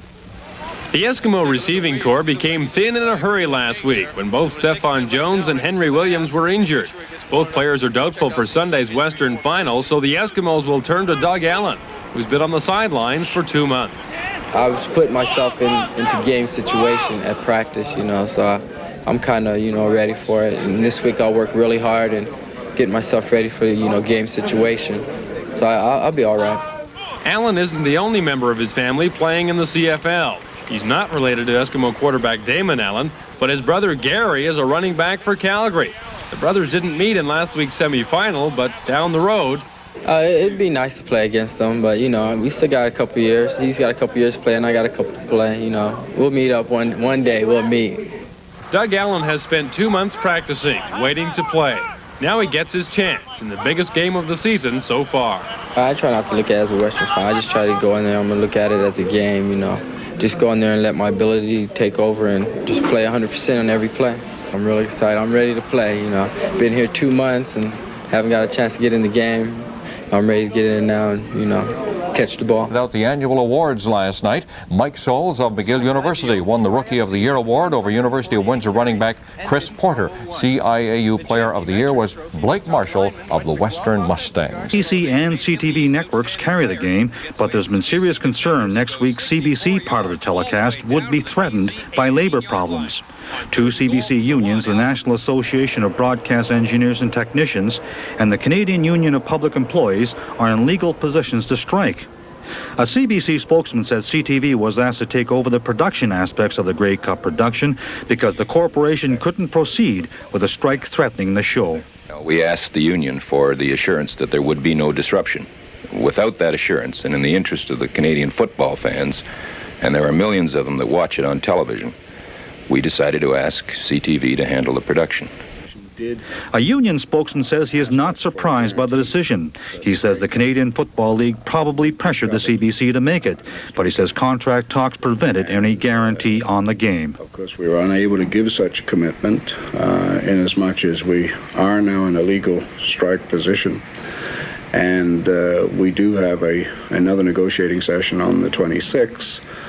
But frankly, we were unable to give any guarantee on any programming beyond that bargaining session. If contract talks break down next week and the unions do go on strike, there is a definite possibility that the CBC's Grey Cup telecast could be threatened. And the reason why is that CTV technicians in Vancouver belong to the same union, and they could refuse to provide a feed to the CBC. Mal Tucci, CBC News, Toronto. A big football weekend coming up. Best university football player in Canada is becoming a family affair. Running back Blake Marshall of the University of Western Ontario Mustangs received the award last night in Toronto. This year's winner of the Heck Crichton Trophy as Outstanding Player was Western fullback Blake Marshall. This is such a surprise. I got to thank my family, my parents. They've been so supportive all through the years. And my brother Greg, he's been great on and off the field. He even lent me these shoes tonight that he wore when he won it. Marshall pounded his way over the 100-yard mark in every Western game this year. In doing so, he set a school single-season rushing mark of 986 yards on only 115 carries. That's 8.5 yards per carry. Marshall also shattered his brother's career rushing mark at Western, tallying 1,961 yards in just 3 seasons. But it's his slashing, bullish style which has impressed most, and his intensity is matched only by his sportsmanship. Look to Blake Marshall as a surefire CFL prospect. I'm Rob Sinclair for CBC Sports in Toronto. Running back Chris Porter of the University of Windsor lost out in the Rookie of the Year balloting to Mike Soles of Guelph. And Gino Fracas, the coach of the Lancers, was presented with the Silver Tray for his contribution to college football. Gino was in the coaching ranks for 23 years. Well, all the bids are in, but the Canadian Football League has declared a moratorium on news concerning the league's television contract talks. No news is not necessarily good news in this case. While the Argonauts and Tiger Cats are battling it out for the CFL East title on Sunday at Exhibition Stadium, here is what football fans in Southern Ontario will be watching on TV for the 7th consecutive year. In fact, the most important number for the CFL this year isn't the score of the Grey Cup game, but the price tag for the league's TV rights. How important is this next contract, TV contract, to the health of the CFL? Well, I think it's dramatically important. What concerns Commissioner Mitchell is literally the future of the CFL as we know it. In 1983, Carling O'Keefe paid $33 million for the CFL TV rights over the next 3 years. While industry sources claim the entire league wasn't worth that much, each club has banked $1.2 million a year for the past 3 years. These same sources, however, say the free lunch is over for the CFL. I think the major thing that's happened is the industry's profitability has probably been cut in about half in the last 3 years. And Carling O'Keefe's case specifically, it's probably been cut by about 2/3 in the last 2 years. In fact, we have learned that the next contract will probably be for $10 to $12 million over 3 years, a drop of almost 2/3 from the last deal. For a team in trouble such as Montreal or Saskatchewan, that means almost $800,000 less next year, or 53,000 more seats at $15. I can't believe this, that I would pick Edmonton and Toronto to be in the Grey Cup, and when it's all over, it's going to be Edmonton. Western Ontario taking on BC Thunderbirds like Western. I really like Western. Usual and other happenings. As a matter of fact, in that Vanier Cup game here in Toronto, now in the 3rd quarter, the UBC Thunderbirds ranked number 1, leading the number 2 ranked Western Ontario Mustangs by a score of 17-8. And, of course, the conference finals in the Canadian Football League both go tomorrow afternoon. Later on in today's show, we'll have special reports from Toronto and Edmonton. Thunderbirds are national champions. They led 17-1, ended up beating the University of Western Ontario Mustangs by a score of 25-23. We'll take a look at the CFL finals later on this afternoon. Right now, they win the Vanier Cup 25-23 over the Western Ontario Mustangs. Stay with us. Next Saturday on Sports Weekend, live from Vancouver, the Grey Cup Parade celebrates nearly 4 decades of festivity. Get the a 14-point lead into their game with the Hamilton Ticats. It is game 2 of the Eastern Final. We will have it for you at 1:30 Eastern. Remember, Hamilton has made a habit of coming from behind against Toronto. The Western Final later in the day, that is Edmonton home to beat. Well, here's Don Martin at Exhibition Stadium. Don? The Hamilton Tiger Cats may be down, but thanks to this year's playoff format, they are not yet out. They get a second chance, and even though they trail by 14 points going into the final game of the Eastern Championship, Ticats All-Star offensive tackle Miles Gorell says they are still confident. Because we're better than them. We know we can beat them. We made a lot of mistakes, and they only beat us by 14 points. If we make that many turnovers and they only beat us by 14 points, we can come back and make sure we put on a good show for the people that are going to come out and watch the game. The Argos expect Hamilton will try to strike quickly through the air, even though that led to 5 interceptions last week. Daryl Moyer got 3 of those, but credits the defensive line. It was evident last week Mike Kerrigan couldn't throw off his front foot, couldn't get his weight forward and throw. He always had a guy in his face. You got to take some credit because a lot of those plays you were wide open. Yeah, he did throw the ball right to me. There's no question. It's just a matter of catching it, and I was fortunate enough to catch it, get some return yards, get it in position, and the offense did their job this week, and they put the ball in the end zone, and that's the key. We want to try and forget about the circumstances that happened in last week's game as far as the points and all that sort of thing, and just hope that we can go out and play a good, solid football game and take what they give us, and by the same token, be aggressive on defense and not give them a whole lot. So the Argos feel they can stop anything Hamilton might try to throw at them, even if the Ticats use a highly confidential game plan like the one we discovered posted on the bulletin board inside. Trailing by 14 points, everybody may have to go long.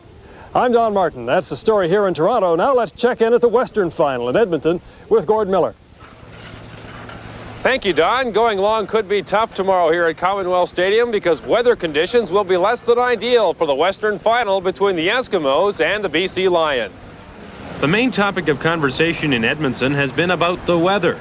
This was the scene earlier in the week, and it didn't bother the Eskimos a bit.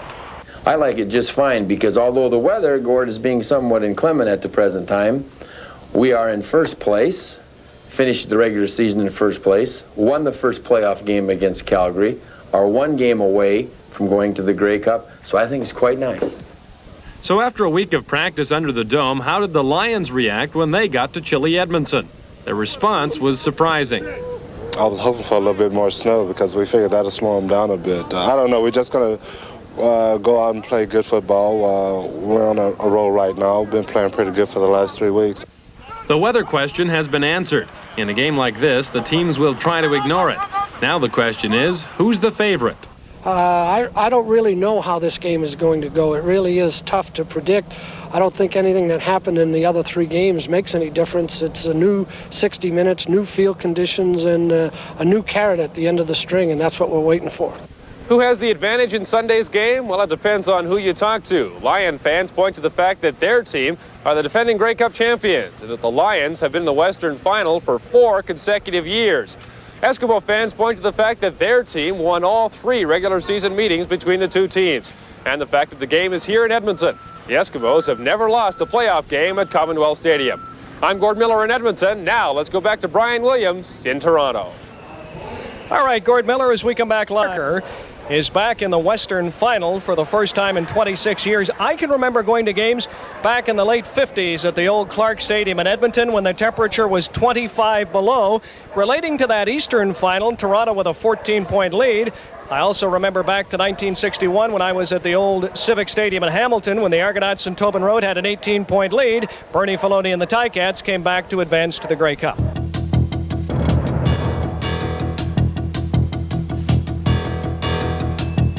Matchup to decide university's top prize in this country.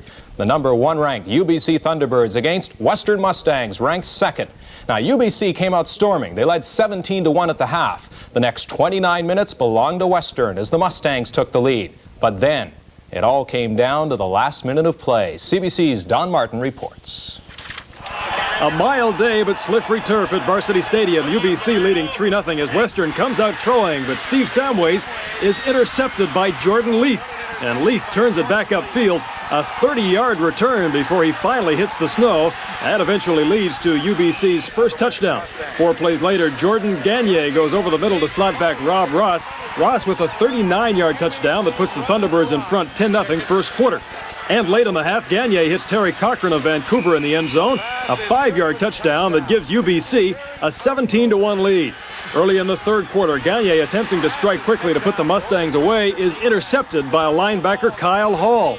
That gives Western field position, and 6 plays later, Samways lofts it into the corner of the end zone. Andy Filipiuk makes the catch, and the Mustangs are back in it, trailing by 9. And on the first play of the fourth quarter, Blake Marshall, the Heck Creighton Trophy winner, takes it in from 4 yards out to give Western its first lead of the ball game, 22-18. But with the Mustang offense watching from the sideline mud, the Thunderbirds pull it out in the final minute. Backup quarterback Eric Putato, the game's MVP, comes off the bench to lead UBC downfield, scrambling for a first down inside the 5, and then with 8 seconds left on the clock, Furtado hits Rob Ross for his second touchdown of the day, and that is the ball game. UBC hands Western its fourth straight loss in the Vanier Cup, 25-23 the final. Don Martin, CBC Sports, Toronto. Nearly 18,000 fans were said to be on hand for this afternoon's roller coaster ride at Varsity Stadium. And for many, the game is more than just football. It's a great excuse for a party. We threw our Rob Sinclair into that crazy throng, and he lived to tell about it. How many times have you just got off the bus and felt like you're from another planet? Well, they came by the busload for this year's Vanier Cup at Varsity Stadium. While the Brew Crew muscled its way inside from the outside, the Western Mustangs were inside trying to knock the thunder out of UBC's birds. The Vanier Cup is more than a football game. It's an event, and the atmosphere is infectious. So good football or not, there's plenty to cheer about. And cheer they did. They cheered for the football teams. They cheered for their own teams. They even cheered for cheer. But then again, who's to knock Canadian college football traditions? Heck, they even cheered for the English major who told the world what he got on his last paper. But it was the football game they had come to see, and it was football that they got. And when the crowd got tired of running, a couple of would-be quarterbacks started passing. Hey, wait a minute, isn't that a policeman they're hoisting? Maybe we should check with his partner. Before you knew it, everyone wanted to be Steve Samways. And naturally, it turned out to be one pass too many. Those who passed one ball too many got tossed themselves, and the band started to play their song. Down 17-1 at halftime, Western fans offered sideline advice, and one player felt more than willing to comply. When they came out for the second half, the Mustangs dug deep to make a game of it. For the moment, that put a smile on everyone's face. But win or lose, it's all's well that ends well. I'm Rob Sinclair for CBC Sports at the Vanier Cup. Yes, can hardly wait till next year. Tomorrow in the CFL, the Grey Cup finalists will be decided. Here in the Eastern Final, the Hamilton Tiger Cats invade Exhibition Stadium to play the Argos. The Ticats face an uphill task, trailing by 14 points at the start after losing the first game of the two-game total point series 31-17. CBC's Don Martin has more. The Hamilton Tiger Cats may be down, but thanks to this year's playoff format, they are not yet out.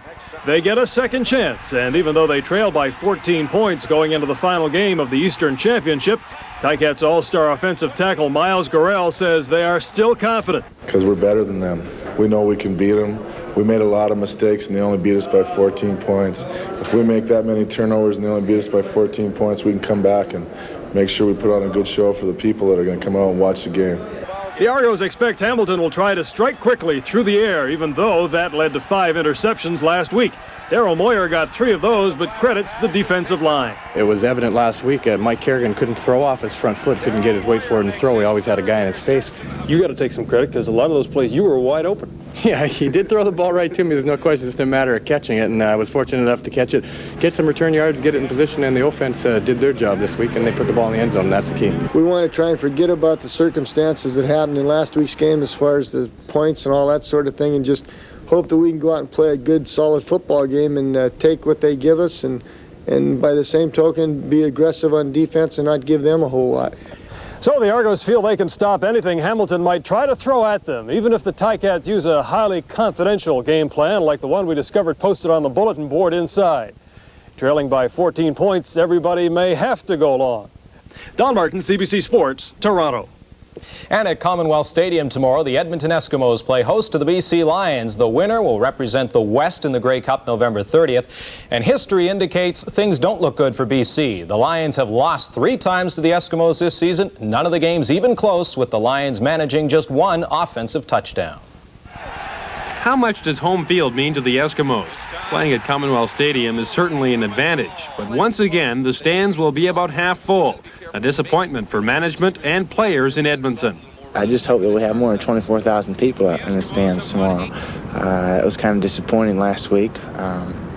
This is a Western Final, probably the biggest game the Eskimos have been in a long, long time. It's going to turn out to be a super football game, I know, and it's going to be very exciting for people to watch. So I just hope that there's more people in the stands. The Western Final has produced 7 of the last 8 Grey Cup winners. To the players, this game is at least as important, if not more important, than the Grey Cup itself.